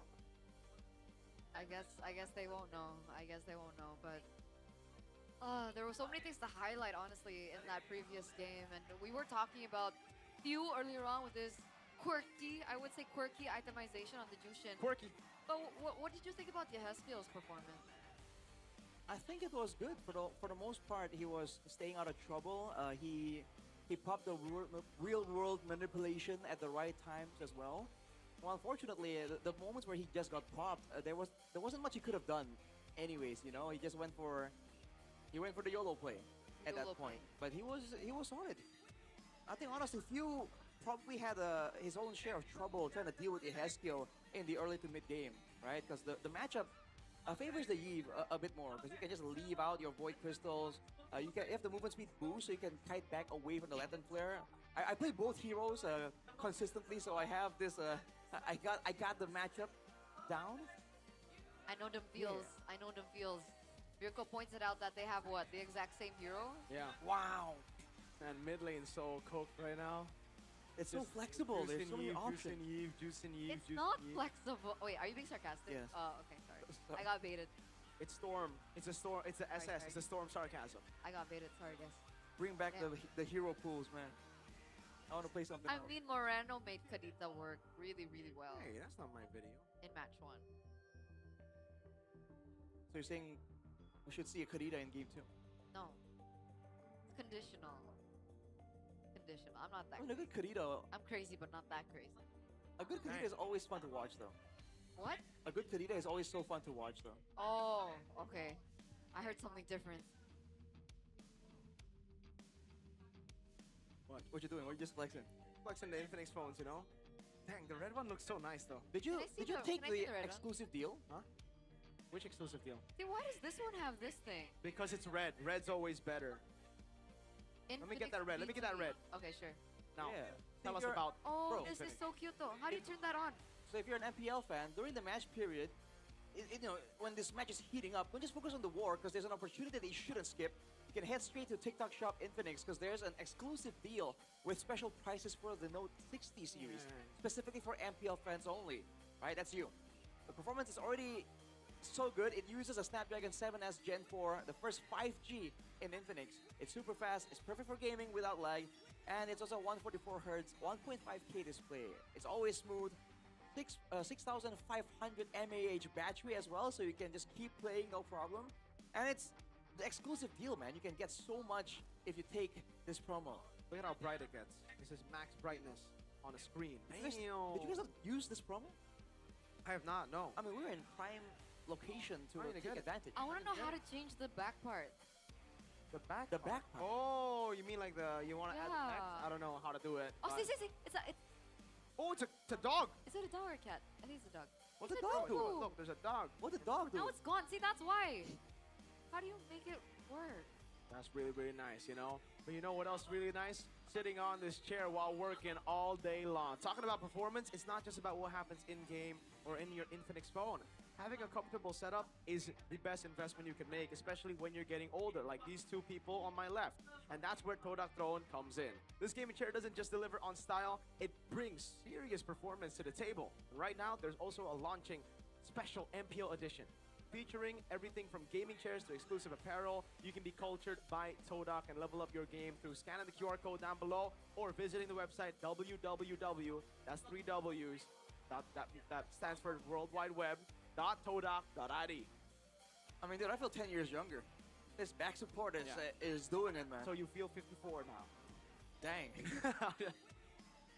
Is it? Hit him with the Kevin Hart. Dang, damn. How old are you guys? I'm like Not 50. 53, I think. What? What? What? What? You say you're 50? I think that's just her. That's just her. Aren't you born in the same I'm year? 53, guys. Jeez. I didn't even go damn. I'm just I like, can't damn. find it. I can't find. I'll find it. Okay, it's okay. It's okay. Because I want to write like, but I can't say that on broadcast. Never mind. People are saying W old people beside Miracle. Yes. W. Thank you, guys. No, but I really respect y'all. You know, at your age, still working. It's I'm joking. I'm making a joke of it too. Bro, it's getting so funny. So see, Miracle knows how to respect his elders. Man. Yeah, see? Good Chinese boy. It's good. Okay, respect is not given, it is earned. Ooh. Just because you live 70 years, I'm not That's like the motto of MWI. Really? It is. Hey, you know what? I like MWI. Yeah, me too. I'm excited for this year's. Yeah. Ryan realized MWI. What? Ryan Churros realized MWI. Oh my god. Yeah. Shout out to Ryan Churros, man. Ryan Shout out. Churros, the Shout out, bodybuilder. shout out. W Churros. Want to see his routine? He'll show you. He'll show you. If you ask him nicely, he'll show you. You won't even need to ask him. He'll ask you. He'll offer. He'll offer. I miss churros. Dude, I love churros, man. Yeah. We last saw him here, no? Yeah, In nasi Ido. padang. Nasi padang, dude. He was supposed to come here. Like, what happened? Yeah. He's busy, man. He's a With busy Moment? man. With Moment? No, he was supposed to actually like start living here for a bit. Oh, right. Is that private info? I don't know, but you just doxed, I guess. Probably not. He lives around. No. He stays at the. Miracle lives in Pick, guys. What? No. Pick 3. Boulevard. I don't even know if Pick 3 is accessible yet. Bull. He's a time traveler. I'm trying to make up an address. Someone said Miracle was born 89 years ago. 89. That makes sense. Then. Damn. Damn. You're a creature, man. I'm dead. I'm dead. It's over. It's over. Hey, they're praying for Evos. Wasa and PITB. Kezi. Wasa who? Wasia. Yeah, what's up? Her name is literally Wasahu. And I think it's Kezi? Kezia? Yeah. Well, Sheffen's definitely in the building. Sheffin is in He the always building. is. He always is. First pick goes to Evos again. This is like the second match. No one wants to trade sides, man. Man, I'm getting nervous. Why, Arashi? Why are you nervous? What do you think, Eterna? It's almost like my team is on the back foot. Hey, I lost earlier. It's chill. No, but like we we kind of have higher stakes right now. Wait, You what don't are your understand. chances to playoffs right now? I mean, it's still okay, right? It's Like, what still, happens if you lose this? It's somewhat realistic, but Okay, it's so if they lose 2 more matches, it's going to be very tough to make it a playoff because Yeah. they're going to have to rely on the other teams to lose as well as they have to go on a win streak. I need percentages. I don't have 11%, 25% on first pick. That's the percentages I have. Wow. I do not have the real percentages on playoffs yet. Okay.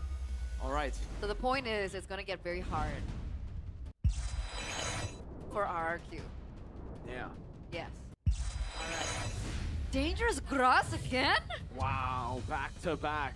Back to back. Back to back, Oh, dangerous. wow. Oh, and instant choosing. Hey. That's we're all fast. Are our teams gonna run it back? That's fast. That's fast. I have a feeling they might run it back. Do you really feel like it's all about? Oh, we had the right draft. We just had poor execution. Setian coming in here for RRQ. Okay. Huh. Okay. I really don't think the Yi was a problem. But the Setian, in theory, will give them more damage if that is what they thought the problem was. It'll give you more, what's it called? Guaranteed CC. Yeah. But the thing is, there's no reason for Evos to go with the same draft anyhow. Right. And they can wombo combo, right? They can go for Arlet early if they want, or what else? Swords Band. On the case, 24/7. Still the same drafts though from Evos. Fredrian Moscow. If it ain't broke, don't fix it. Yep. And it seems like RRQ are only fixing the necessary the necessary changes. But I feel like a part of the reason why they were able to win so much like early game was because of the Eve. Why change it to Zetian? Like Zetian's so much more vulnerable as well to a target. I think they want to make sure that they're the ones who do damage from a distance, and they don't want to be stuck in a position where they have to move forward. I think that must be the case. Yeah. But Right? like that's what the Eve offered. Well, the Eve also offers more catch. But they don't need catch right now. They need to try and stop the whole team of Evos. They need more AoE, more quad So they control. used the Fury of the Phoenix. And also they need more DPS. So in that way, on paper, it makes sense. But again, Evos can very easily pivot as well and make things quite difficult for RRQ. Yeah. So, same bands? Harley Suyo. Yep. Arlet and what was the band earlier? Kalea. Alright, so let's see if it's a Kalea for RRQ. Sand rises Oh, they ban out the Khalid instead. Khalid. So Evos, do they want to go for the Kalea or do they just go for the usual Khalid replacement, which is the Cho? Maiden's here. Hey! Is she BTR? Is she still BTR? X. X BTR, by the way. I believe she's with child. Oh! I think so too, yeah. Yeah, so W Key. essentially the whole family's here for Yeah. Key. That's true. And he did a really good job in game. Oh, they banned Baksha. I like it. See? I like it. I like it. I like it. This time. Especially because they went Alice last game. I'm like, why did they ban Suyo, huh? Whoa. That's a good pick. It's a different way to zone. It's not a Yutong. It's gonna be tankier and more annoying though. That's a good pick. Especially the early game. That could really mess up the plans of Evos. A lot of passive stacks from the Tushin as well. Okay. What do you go for now, though? You have no Shred. The Kalea is not an option. That's why they picked the Uranus now. Really good. Do they go Cho? I don't even think I like Cho. I think they gotta go like Gata or Hylos. I think Hylos makes some sense. Or Garage. Hilda? Yeah. I had a feeling it was Hilda. Wow. Okay, so Hilda. To crack the Zetian passive?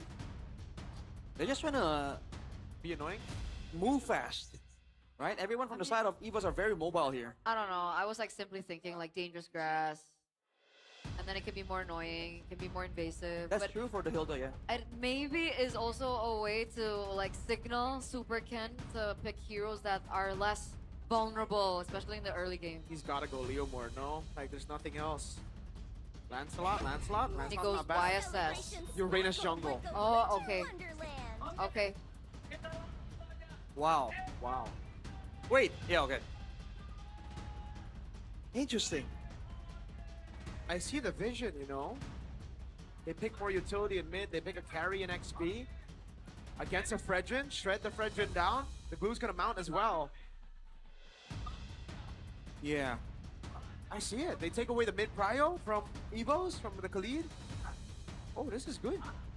I'm only concerned about the lack of crowd control for RRQ, but again, Yeah. if they plan on sitting on the neutral objective and forcing Evos to come to them, this looks solid. Yeah. I mean, technically they have the Fear of the Phoenix, right? Yeah. Yeah. It's still a gamble though. Still, I mean, Ura jungle. That part I don't like. I like the CC, but the Uranus jungle. Either or, it's match point. Boys and girls, ladies and gentlemen, here it is. Possibly the final game, ladies and gentlemen, in the Classic Derby between Evos and RRQ. Again, everything is on the line. Everything is banking on this win for RRQ. They need to force a game at number 3 if they want to make a better chance for them to get the playoff. Let's see how this goes, man. With the happenings of the first game still fresh in their memories, they gotta reset as soon as possible. Now this mid lane matchup though, the Zetian against the... Oh, wait on a second. You can ask Red do that. They want to go on Key, but he just flickers out and they buy some time. And look at Albert, straight into the lethal Super Ken. Yeah, he can't go for that green camp. He need... Oh no, it's even worse. It's a green steal. camp. Yeah, this... Oh, does he get it? Nope, not yet. Oh. Okay, never mind. Wait, so who got the green cap? Nothing, no one. No one. Ken, Oh, there you go. Ken got it. Lethal take for Albert. Whoa. Alright. So again, the matchup is a bit weird between the Zetian and the Tsushin. as long as like you can, if the Suchin can make sure that the Suchin is pushed up, there's a lot of bully potential there, but otherwise not so much. Yeah, I feel like Zetian kind of wins. Tidak mau tinggal diam, Ki. Mau sama-sama bonyok kali ini. Haskell bisa dibilang menjadi salah satu yang bisa menanggulangi Ki ketika berada di arah lane. Tapi Ki, kalau mau dimakan, dia masih punya rumput. Ya, bawa sedikit tambahan trill juga ya untuk memperbanyak lagi dari output damage-nya biar ada bantuan lah buat Moskovnya nggak terlalu single carry banget. Tapi area turtle nih yang bakal jadi menarik karena pressure udah ngerasa banget dan Ki-nya dipaksa pulang dalam waktu yang berdekatan banget dengan area turtle bro. Jadi clear cepat juga ya, skill udah dapetin level 4 soalnya. Tapi Kuroki ini bermain agak ekstrim, yang berdekatan dengan tembok selalu loh. Jangan sampai Purify-nya dipakai buat untuk menghindari tembok aja. Dari crowd dari Erlan udah gitu aja. Bahaya. Tapi lihat Idok di belakang sana bakal coba dipaksa kayaknya untuk bisa mendapatkan Fury of the Phoenix di pop up oleh Yaskiel. Super King berhasil melakukan steal terhadap Turtle di depan sana dan bakal mendapatkan kill for Cloud atas Luka. Menuju ke arah flicker power defensive. Perpasukan dari tim RRQ kembali bersinar di early game. Ingat, start di early game seperti di game yang pertama, tapi mereka nggak boleh finish seperti di game yang pertama. Iya, tapi dia lebih kuat lagi sih harusnya dengan Uranus yang dibawain. Dan juga 1 poin eliminasi bahkan tadi yang menjadi bonus beberapa platingan gold di bagian bottom lane terutama. Ini juga yang sangat menguntungkan buat Super dan Prof. Ya ini bakal jadi dilema juga ya buat Ki. Untuk item apakah dia langsung menuju ke Radiant Armor atau jangan-jangan dia langsung menuju ke Dominance Ice atau Antik. Banyak option di sini bisa dibawakan. Apalagi sebagai roamer ya, dia yang biasanya paling berkorban kan untuk membuat anti-regen. Tentunya dengan adanya efek dari Dominance Ice, nanti View juga bakal build ke arah Glowing. Setidaknya jawaban dari spell Fame Regen itu pasti bakal ada dari kanan dan kiri. Termasuk Haskell juga. Karena Ki, ini kan kalau nempel sama Bush, itu udah pasti bakal dapetin Regen. Jadi Haskell juga butuh banget Glowing One secepat mungkin. Agar nantinya lini depan dari masing-masing tim ini nggak bisa bermain dengan leluasa. Wah itu wajib sih ya untuk Glowing One. Supaya mereka bisa ngasih damage dengan maksimal dan bisa di-convert ke arah poin eliminasi juga. Nggak cuma sekadar pressure aja yang dibutuhkan sama para pemain dari RRQ. Dan untuk EVOS, setelah kedua belah XP laner kita lihat nih bakal cukup sengit di area laning. Tapi akan cukup berbahaya buat turtle selanjutnya karena berarti bisa ada kedua belah bot laner yang join ke area team fight. Mau diganggu? Tiba-tiba ada Henki di sana. Agak cukup kaget, scare dikit, tapi setidaknya dengan ada kedatangan Henki atau Kaye di arah top lane, bisa ada wave yang di-clear sih sama Erlan Evin. Iya, nggak cuma itu sih. ya. Iya, biar nggak farming dua lane juga kan untuk Cloud-nya berarti. Dengan alasan dari Ki menutup di bagian river atas, plus setup juga buat Turtle. Karena udah pasti ya, ini bakal ada fight 5 lawan 5, possible banget karena di bagian top lane fight-nya. Iya udah join juga ya untuk satu persatu kedua belah XP laner terutama. Dan dua-duanya bisa dibilang bisa nge-initiate kali ini. Bahkan ada tambahan damage dari Super Dead dengan penggunaan cincinya. Luke udah mulai masuk ke dalam. Tapi jangan lupakan damage dari Super Dead ini terlalu sakit. Run of Joy dan Fury of the Phoenix di depan mata. The retribution dari Super Dead. Berhasil mendapatkan satu untuk kedua kalinya. Uppress Fall tidak berhasil mengecek siapapun. Kayak berjaga arah belakang. Dan bahkan blessing dari Kuroki. Berhasil membuat Albert terting dari depan sana. Dikejar habis-habisan, tapi masih ada BMI tertancap. Langsung hilang di telan bumi. View semaksimal mungkin mencoba untuk menggocek dari sosok seorang hidup. Tapi nampaknya View kali ini bertukar dengan 1 untuk 1 dan di tangan Erlan. Ingat, catatan bukan di tangan View, di tangan Erlan. Itu yang lumayan mahal sih akhirnya bisa dapetin poin eliminasi. Goldnya juga nanti akan lebih banyak lagi dari yang dia bisa dapatkan. Tapi emang secara itemizations ini perbedaan prioritas juga kerasa ya. Corrosion untuk Moskov sedangkan DHS untuk Kuroki. Ya tapi pasti ya, Kuroki bakal cari DHS dan juga langsung Golden Staff secepat mungkin. Karena seperti biasa dia 2 item langsung fight. Prof, Uranusnya Super Ken udah mulai harus sadar. Sekarang udah ada ini damage anti regen. Jadi dia nggak bisa semena-mena. Ingat ya Nevin, nggak bisa semena-mena kayak tadi. Udah ada anti regen kali ini. Tapi tetap strong banget ya. Bahkan tadi udah ada Turn of Ruin kan sebenarnya yang dibuka sama Luke. Cuma terlalu cepat dan Super Ken. Press World, hampir saja terting dan Super Ken memilih mundur ke arah belakang. Sudah disampaikan, ingat sudah ada anti regen berbeda dengan Baksya. Ya beda sedikit ya karena kalau buat sekarang juga keadaan udah mulai cukup ada jawaban untuk para hero-hero regen ya. Kayak Haskell udah punya glowing juga, View juga udah punya glowing. Dia sama-sama menjawab dengan efek dari Scorch dan juga efek Life Bane. Sementara Erlan yang tadi benar-benar bebas banget untuk farming. Sekarang ada gangguan lagi dari Kuroki tentunya. Oh, tim fight tebakan instant kill KYY. Ditelan langsung bulat-bulat. Karena kita tahu dengan ada glowing one di tangan dari serang Yeskiel, KYY tidak akan punya power cukup lama. Wah, malah bisa dapetin outer turret di area top lane juga. Sama. Berarti bisa join nih Kuroki ke area team fight. Apalagi ada turtle juga kan yang akan muncul, bahkan udah mulai bisa dipegang, di set up juga sama kedua belah sisi. Aku nunggu untuk Luke-nya lagi sih. Ini momen turn off ruinnya kali ini, apakah bisa benar-benar menjauhkan Super Ken dari area turtle atau sebaliknya justru dari RRQ yang bisa menguasai area turtle? Gas duluan tuh. Langsung dari seorang KYY dipaksa di depan sana, kalau ditunggang ini berbahaya untuk KYY. Dan kalau KYY-nya tumbang, ini akan menjadi sebuah pointer yang mahal, tapi Erlan sudah mulai masuk ke dalam area Phoenix dibuka, tapi ternyata Idok yang tercek dan Super Ken sekerat mahal seperti di depan sana. Kuroki memilih untuk sabar terlebih dahulu, bermain dengan basic attack-nya, karena sekalipun dia masuk dengan Blazing Wave dia nggak bakal bisa sustain. Kuroki wise decision. Wise decision banget, dia poking aja karena dia tahu konsekuensinya. Iya. Dia masuk pun gak akan sia-sia, Prof. Iya, dan Dimas langsung clear cepet ya di area mid lane supaya bisa dapetin ke area turtle. Tapi trade ternyata terlihat juga sama Luke meskipun pada akhirnya tetap jatuh ke tangan Super Ken. Mau ditutup dan pulangnya? Ditutup langsung jalannya, diangkat sekali lagi, ditahan begitu saja tapi Blazing Wave from Kuroki. Memukul mundur para pasukan dari tim Evos. Walaupun tidak ada yang tertumbangkan satu sama lain, tapi setidaknya Kuroki memukul mundur untuk bisa menyelamatkan Super Ken. Wah, ini tapi Luka jangan lupakan, damage dari Kuroki ini tidak bisa dipendung. Gak boleh sembarangan miskalkulasi terhadap seorang Super Ken yang tadinya bisa dimakan tapi di cover dengan sangat baik oleh Kuroki. Di cover dengan sangat baik dan si kumis-kumis itu lagi guys ya. Tegang.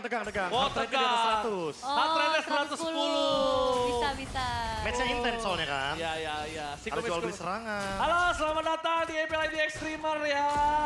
Mas Setiawan Ade yang terhormat. Pemuncak klasmen. Pemuncak klasmen. Dari MPL ID Extremer tentunya. Iya. King, banyak aksi emang. Katanya si kumis-kumis ini udah mulai rame, udah berisik dia kalau lagi nonton. Itu dia, ini tunggu-tunggu kan. Udah mulai analis-analis katanya. Dipencet-pencet dulu tipis ya kan. Sambil menunggu setup selanjutnya. Karena udah mulai masuk menit yang ke-9, semua item mungkin udah mulai di-build up juga. Lightning Rancen dari Yeskiel, udah damage tambahan tentunya karena tadi belum cukup untuk bisa menumbangkan dari Ki. Swift Trinity juga selesai untuk Erlan. Sementara masih on the way untuk Kuroki. Super Ken. Diingatkan sekali lagi. Ini berbeda, udah gak sekuat di early, Nevin. Iya, ini jelas berbeda. Meskipun memang secara itemization defense ini sekarang udah ada Oracle ya buat Super Ken-nya sendiri. Tapi tetap ada banyak banget gangguan yang bisa muncul kayak Lantern Flare menurut aku dari view. Ini dari tadi yang jadi masalah banget loh untuk hero-hero frontlinernya keambil lagi, kena efek sisi lagi. Dan momentum menuju ke area Lord biasanya bakal dicari nih siapa yang bisa dibikin babak belur dulu supaya kuantitasnya bisa diunggulkan ketika masuk ke area Lord. Tapi lagi tuh. Di arah bottom lane kali ini clear minion dilakukan. Surprise kali ini untuk sosok seorang KYY tidak mau memberikan sedikit damage. Dia sabar, tahan terlebih dahulu. Clear minion dilakukan dengan sangat baik. Dengan adanya Moskov itu enak banget ya Nevin. Iya, bisa pegang lane jauh. Terus dia, dari tadi sih sejauh ini Spirit of Destruction-nya connect terus ya. Terutama ketika ada perebutan objektif yang mahal kayak Lord juga. Tapi sekarang clear-nya udah diselesaikan dan tarik. Super Ken ditangkap di depan sana, hilangin kill. Apres Hot memukul mundur para pasukan, tim RRQ di belakang. Para pasukan dan Kuroki sedikit terlambat untuk datang. Apakah akan mendapatkan damage atau point kill sama sekali. Mencoba untuk menunggangi Kuroki memilih untuk mundur. Run up trend dan menangkap seorang Kuroki. Blazing Wave for defensive, the best thing yang bisa dilakukan. Fury of the Phoenix tidak menangkap karena KYY. Erlan ter-take down, Kuroki masih selamat. Tapi Yeskiel berhasil epic outplay. Ditarik, dipancing, rage bait kepada para player EVOS yang akhirnya kehilangan seorang Ki dan juga Erlan. Tapi di satu sisi tadi juga turn off win yang akhirnya bebas banget karena dikenain grab-grab juga. Dan malahan Lordnya terbuka dengan lebar. Apakah ini langkah yang tepat Prof untuk RRQ? Wah ini kalau ngomongin langkah yang tepat ya seenggaknya ada trade kan. Iya. Tapi walaupun begitu emang trade-nya dirugikan banget untuk RRQ karena super can-nya tumbangnya di timing yang sangat-sangat pas banget ada Lord. We know this, the baby alien by Kope dengan 4 assist pada game ini. Albert menempati hashtag 1 all-time jungler total assist MPL ID dengan 2.500 total assist. Wow. The baby alien. Ini dari era ke era ya, dari dia main gold lane, jungle. Dan sekarang berarti dengan adanya 5 assist berarti 2.501. Satu. Ganggu ya. Ada satunya tuh ganggu. Iya. Mau digenapin. Oke, kita lihat Luka di sini. Agak lumayan cukup bonyok. Tapi Luka mungkin kalau dia ditangkap siapapun, dia bisa masuk ke dalam. Dan dalam posisi seperti ini kita ngelihat Luka agak cukup kuat. Cuma problem yang dia miliki belum adanya defense tambahan untuk physical, Profesor. Tambahan lagi, 2 item cukup lah. Ada chest test juga ya. Iya, baru cukup lah. Mungkin untuk mengurangi juga attack speed yang dimiliki sama Kuroki. Ditambah lagi Kurokinya kan dari tadi repot sama landing jauh ya. Di slow push mungkin pelan-pelan sekarang. Erlan selesai dengan Malefic Gun. Winter juga boleh sih, Prof. Winter juga boleh. Untuk look? Iya. Boleh. Antik juga boleh. Mungkin buat Super Dan juga kan. Ya, Super Dan-nya ada si Halbert sekarang soalnya. Wah, berarti bakal ada tambahan damage ya. Yusuf bakal kerasanya datang dari Cici nanti. Sementara itu dengan Lord yang udah mulai ditarik ulur kayak gini jadi momen penentu. Apakah dengan posisi Fredrin dari Albert di bagian depan bisa menjadi trigger inisiasi? Kuroki boleh terlambat tapi Kuroki nggak boleh ter-take down. Ingat Kuroki, dia menjadi peran penting sekarang Tol mau. Memilih mundur ke belakang, 2 tim fight yang berbeda. Albert menuntaskan tugasnya. The baby alien berhasil mendapatkan Lord tapi lihat di belakang sana. Masih coba untuk bertahan dan blessing dari Kuroki. Memilih untuk mundur, untung aja. Nggak kena lagi sama tombak lintas Sumatera yang dimiliki dari Erlan. Menangkap melakukan point kill, cantok pun terjadi. Tajam 2, Erlan! King Erlan! Wipeout and triple kill di saat Lord didapatkan oleh Team EVOS. No way! Ini bisa menuju ke arah best turret. Ini bisa menuju ke arah endgame. Derby Classic akankah di depan mata untuk EVOS? Oke, nice move dari Erlan, nice assist dari View, dan nice objektif dari Albert. Ini kelima pemain dari EVOS memainkan perannya masing-masing dengan sangat baik. Dan sekarang Lordnya akan masuk ke area base turret. Apakah akan ada perlawanan dari RRQ? Kuroki 3 detik jadi masih bisa bertahan. Tidak one straight push tapi nggak boleh mati satu persatu. Luka!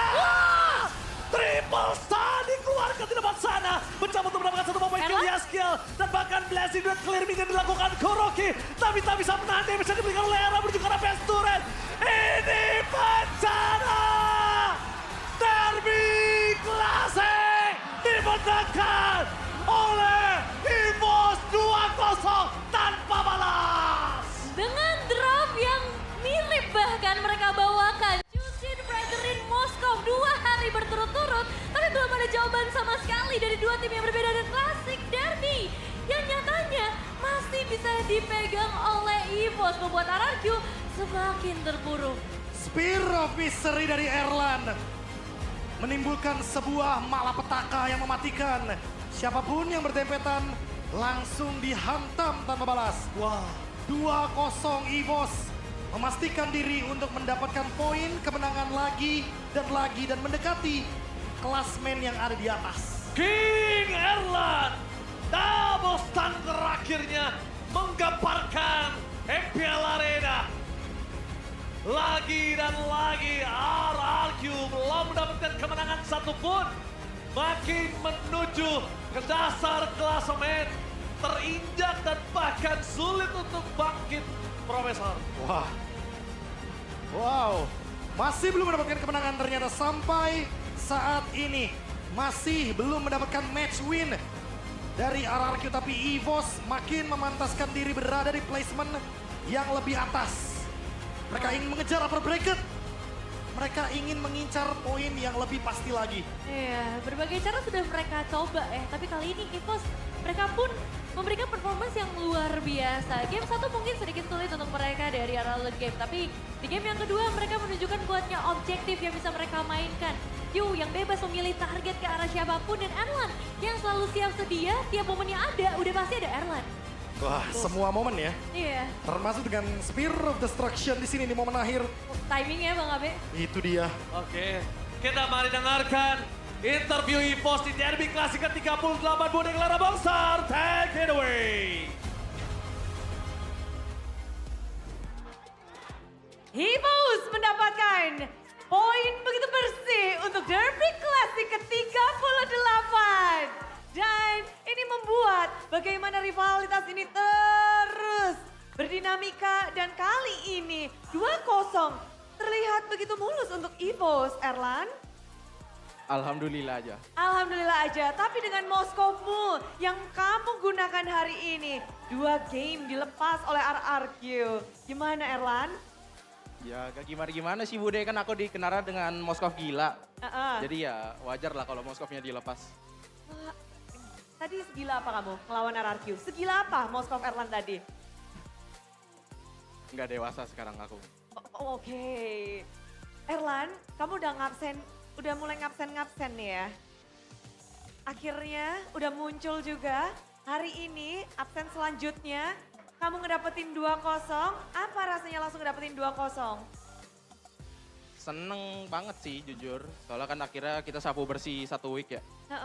Jadi ya bersyukur aja sih. Kan kemarin juga bilang nungguin Kuroki. Oh ya? Iya, terus gimana akhirnya ketemu? Ketemu, ya udah.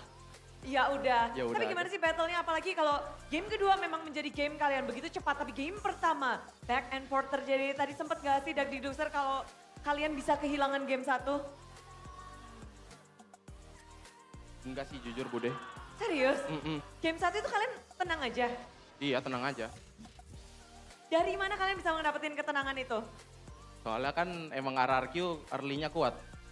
Early-nya kuat. Ya. Lalu? Ya udah. Ya udah. Oke, tapi but View, this is your first Derby Classic facing RRQ in MPL ID. How does it feels like?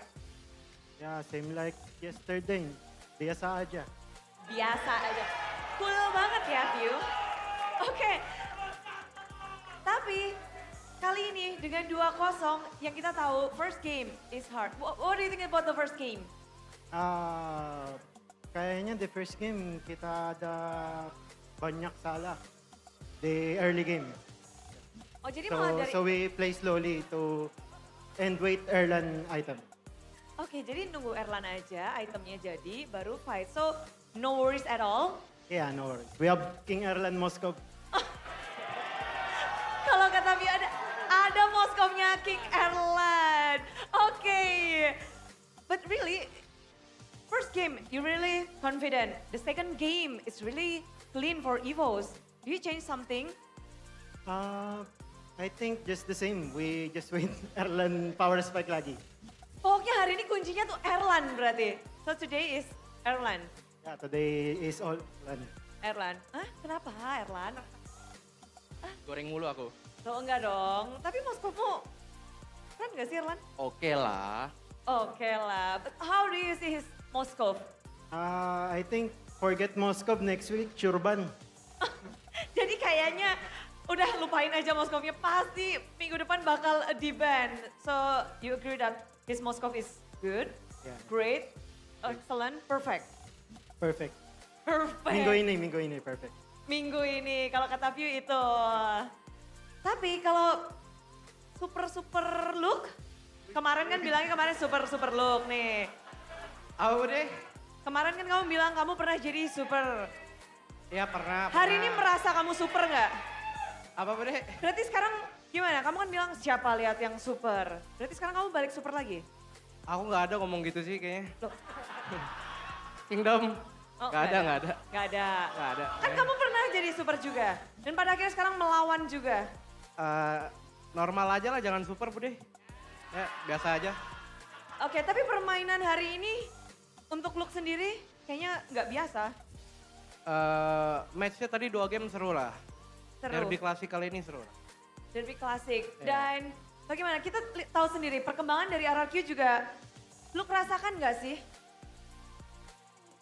Apa tadi? Perkembangan dari RRQ. Oh Karena banyak yang kerasa bilang. banget Bude. Dia early game-nya kuat banget kan. Tapi kita bisa atasin lah di mid sama late-nya. Di mid sama late-nya. Ya mungkin harus dibenahin lagi buat RRQ. Dibenahin, apa tuh? Apanya? Kira-kira apa yang kamu rasakan kayaknya nih RQ bisa improve untuk next-nya? Dipancing-pancing ini ya. Bertanya Luke, Bude tanya. Oh iya Bude. Mungkin pas di mid game sama late game aja sih buat perang lord, objektif gitu-gitu sih. Karena early-nya kalian merasakan juga Iya. kewalahan. Iya. Ya, Early-nya kuat. early-nya kuat. Iya. Jadi kalian rasakan kekuatan dari early game, tapi pada akhirnya kalian bisa menanggulanginya. Dan 2-0 hari ini juga mungkin Hengki. Nih. Nama gue nih. Gimana Bude? Apa rencana apa yang kalian, bisa dibilang hero-hero kawan-kawanmu nggak banyak berubah ya dari segi draftingnya, dari segi permainan kalian nggak, gimana sih untuk menghadapi RRQ hari ini? Karena ya sebenarnya kita stick sama game plan latihan kita aja sih. Karena kan kita latihannya kemarin juga lagi dapat momentum bagus pakai hero itu, ya kita manfaatin lah, kita cobain di hari ini dan akhirnya worth gitu loh. Oh, dan hasil baik juga dapatkan hari ini, buff-nya spesialnya. Iya, ada istri tercinta datang. Oh, Abibi. Ada Maiden di sini. Maiden ngomong sesuatu nggak sebelum derby klasik ini dimulai? Dia cuman bilang nanti aku sama Dedek datang. Oh, udah nggak ada teknik ancaman ya? Kalau sebelum-sebelumnya galak kan ya, sekarang udah nggak ya? Iya. Karena ada Dede, support system terbaik sudah hadir. Apakah ini membuatmu jadi oke, istri dan Dede udah datang, kamu nggak boleh kalah, atau gimana Ki? Iya, itu salah satu alasan juga harus menang karena kan kita pengen, dari aku pribadi pengen kasih game yang bagus buat EVOS Fam dan istri. Dipersembahkan langsung untuk istri dan EVOS Fam. Tapi hasil hari ini kenapa? Bude. Apa-apa? Aku juga ada buff spesial. Oh iya. Ada Dedek juga datang. Dedek Cherry. Mana? Itu Dedek bayi 2 tuh. Ada Dede spesialnya, Luke mana? Ya, itu 2 bayi aku tuh datang. Oh ya Bude. ampun. Dadah dong Dede. Ini janji, ini kalian yang, kamu Luke yang minta nih? Iya, mereka datang semua. Oke. Kecuali udah hadir Iron. sini. Setelah kamu bermain, kamu pengen ngasih tahu apa sama mereka? Iya, cara main tuh ya kayak gini. Lu pada ngerengnya belum bener. Tuh, Biar mereka belajarnya langsung kan, Uh-uh. nonton langsung ya. Udah langsung studi tour ke MPL Arena ya. Mereka senyum-senyum aja, udah happy dan membuktikan langsung 2-0. Oke, tapi Albert, hari ini muncul, kamu melawan tim RRQ yang kayaknya ada pasukan khusus ya tadi. Dengan ada kehadiran R7, apakah kamu dampaknya ada merasakan sesuatu dari tim RRQ? Ya kayak kelihatan sih kedatangannya R7, ya early-nya mereka lebih strong lah early game-nya. Lebih strong. Mungkin itu yang dibawa R7 ke RRQ sih. Kekuatan yang bisa sudah dirasakan juga Albert. Tapi Albert sendiri hari ini Fredrin 2 kali. Memang mau jaga badan terus, apakah itu memang kunci melawan RRQ itu gimana? Minggu ini temanya Fredrin Bude, minggu ini. Minggu ini Fredrin full. Full? Ya. Kamu dan Erlan dua-duanya. Kasih Erlan dulu gendong. Oh, jadi memang ganti-gantian dan ngebahas tentang hari ini. Kemenangan 2-0 Derby Classic Albert yang Albert dapatkan 2-0. Gimana, Bud? Ya gak gimana-gimana sih Bude. Biasa aja ya. Tapi melihat juga ini bisa dibilang kan history yang cukup buruk untuk tim RRQ. Kamu juga tahu sendiri RRQ ini sangat berat untuk season 17. Ada nggak sih yang mungkin semangat atau Kalau sesuatu yang kamu sampaikan? pesan-pesan, Luke mau nyampein katanya Luke. Oh boleh. Lu katanya mau nyampein. Ayo Luke. Katanya Bude pengen, katanya si Luke pengen ngasih pesan buat RRQ. Bude. Buat RRQ semangat terus, kalian masih bisa lolos ke playoff kok. FIFA Roar. Anjay. Ini beda lagi nih yang diomongin nih. FIFA Roar. Kok beda, Dut? EVOS RRQ sahabatan bro. Oke. Piparar berkepada. Look memang ya terbaik nih. Tapi kalian belum selesai perjalanan kalian untuk leg pertama masih akan ada.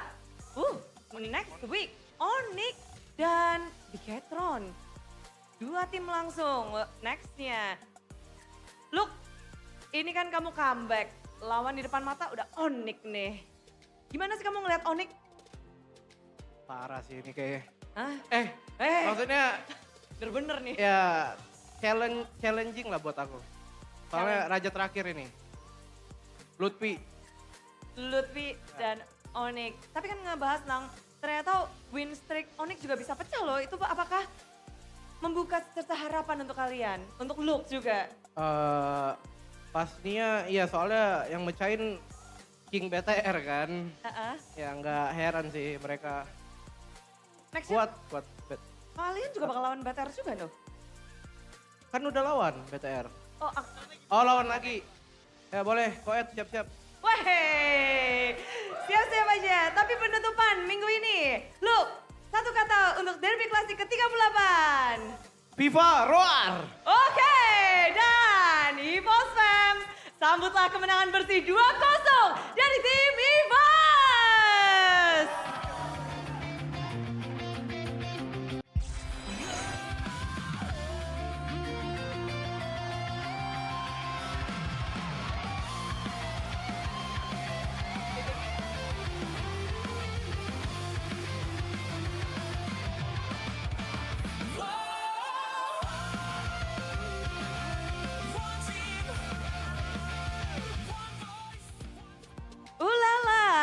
Terlihat bagaimana setiap playernya mereka bersemangat untuk setiap matchnya dan rupanya di sini EVOS Prime mereka berpesta tapi Kingdom kita juga melihat perkembangan yang begitu pesat dari tim RRQ dan kalian juga nih bisa happy bareng para super fans karena saat lagi akan ada GoPay hadiah GG. Gimana caranya? Inilah dia. Dan kalau mau ngedapetin GoPay Coins, kalian tinggal download aja. Tapi Budi yakin kalian udah punya?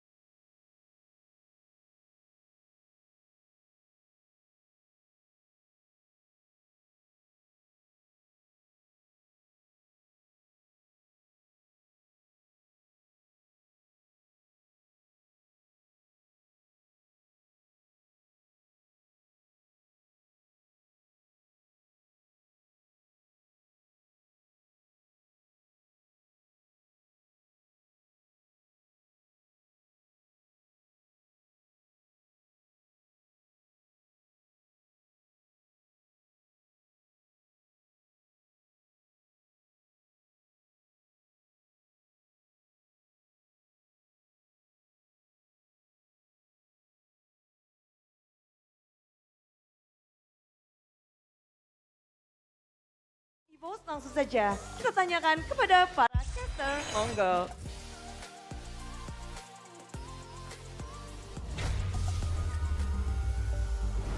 Wow, luar biasa. FIFA Roar, kalau FIFA kata Roar. Luke. Memang tidak bisa bohong.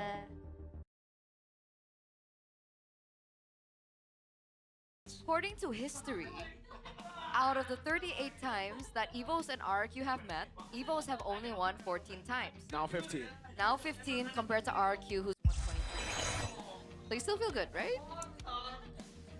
Stats. Small victories. Small victories. Small victories. You gotta celebrate the little things.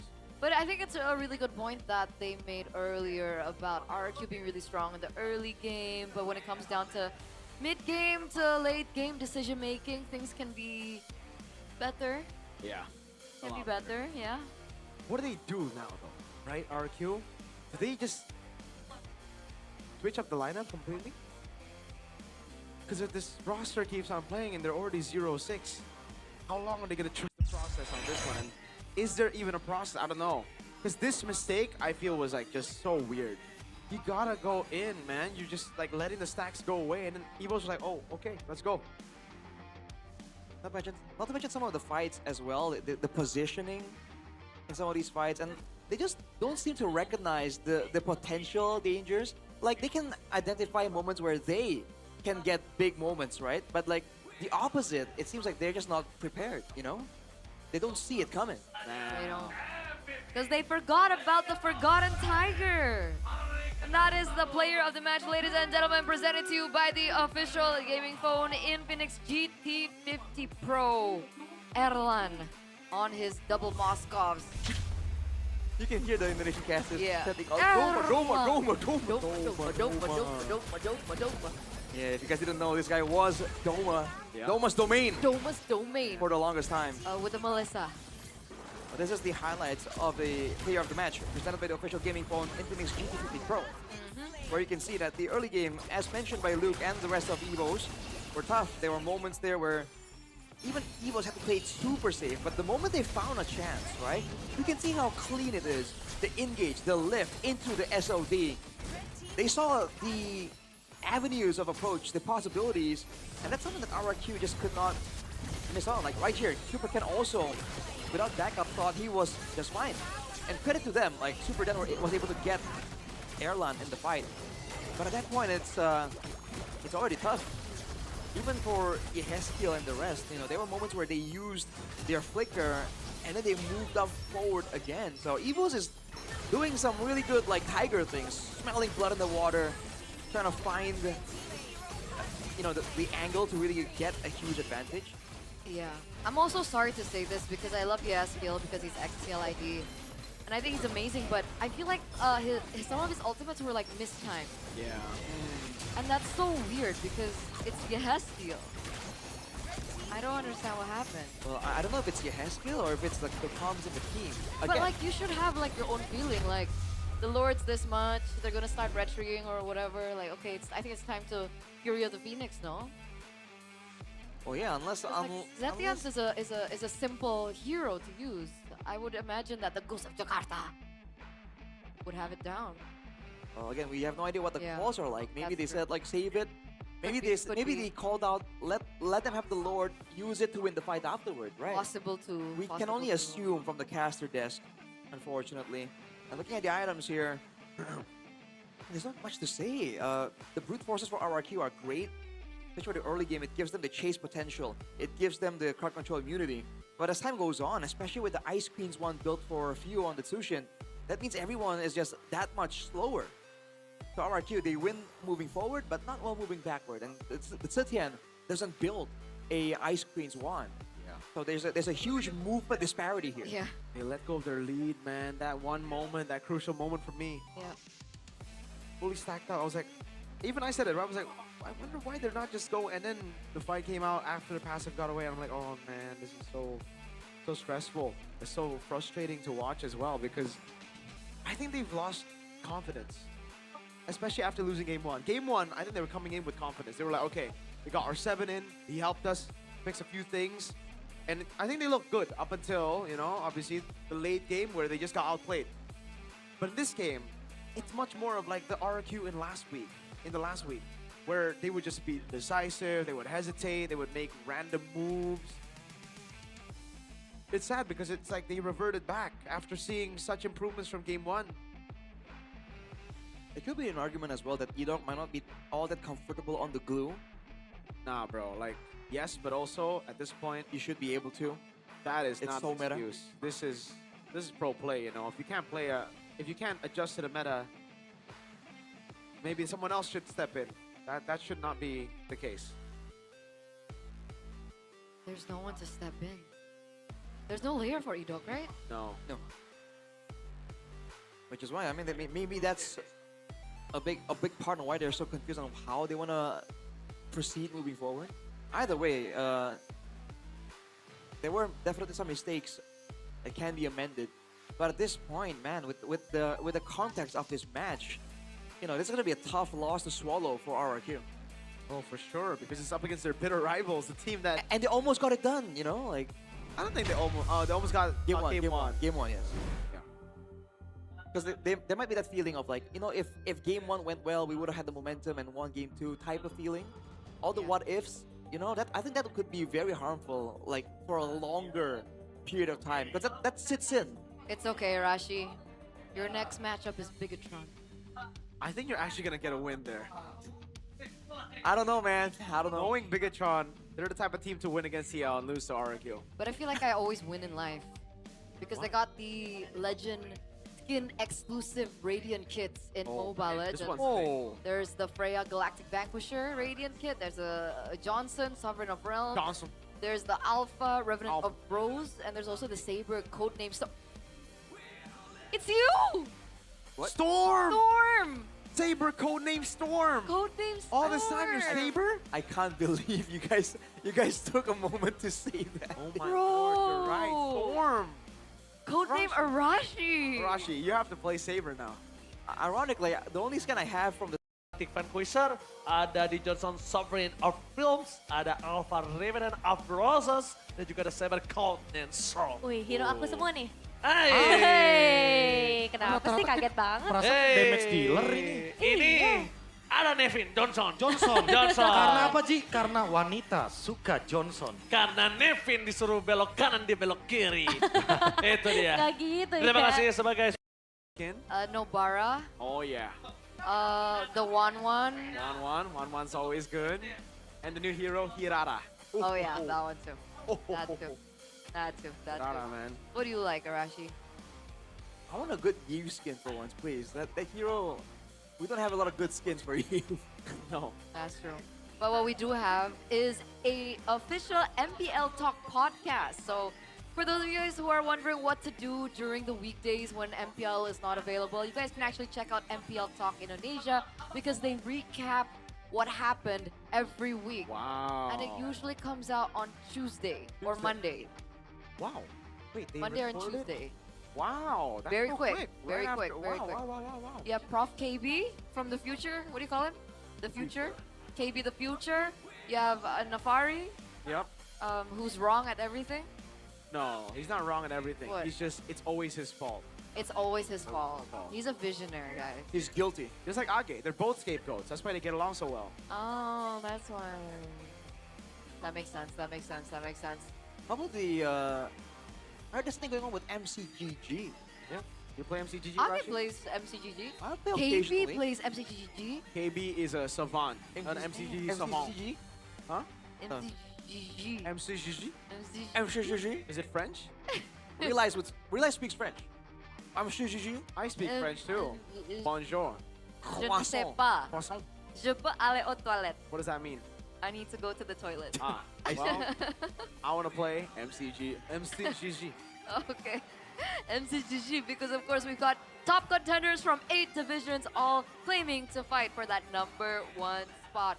So don't miss it. Don't miss it. Because the question is, will your fan favorite division take the crown? Oh, I don't know. Are we about to witness another dark horse upset like last time? Wait, what is this? Catch the semifinals on April 25th at Oh. 4 o'clock where eBay, and the grand finals on April 26th at what's 17? 5 where eBay. Tune in and find out. Is Weibe GMT +7? Yes. Yeah, there you go. GMT +7. But it stands for West Jakarta time, I think. Yeah. No, West Indonesian time. West Indonesian Waktu time. Indonesia Barat. Yeah. Yes. Oh yeah, that's a translation. What a heli. Well, go I get need your brain What happened vitamins. there? I Come swear. to the MPL arena so you guys can remind what WIB or West Barat, you know, English Indonesian translations to Eterna here in the venue, and also you can watch the stellar matches. For those of you who consider yourself super fans, you're not a super fan until you watch in the MPL arena here at the best venue on the planet, yo. Geek vs Navi, are you a Kingslayer man or are you a Naish man? Come over. What? A Naish, Navi Nation. Navi Nation. Naish man. A Naish man. Are you a Naish man? Come over and support Nadas Vincera, man. Or maybe you like storms. Maybe you like Arashi. Storm. Maybe you like Storm Stars. Arashi Hoshis. Storm Stars. Storm Star. Super easy. Don't forget to just buy the tickets. Head over to their official website, id-mpl.com/ticket. All right. And the website's been really, really great because, you know, you not only can just buy tickets, but there's also statistics. I think you can check it out during this break because we are going to get into one before we head into the final match of the day. So we'll see you right after. See ya.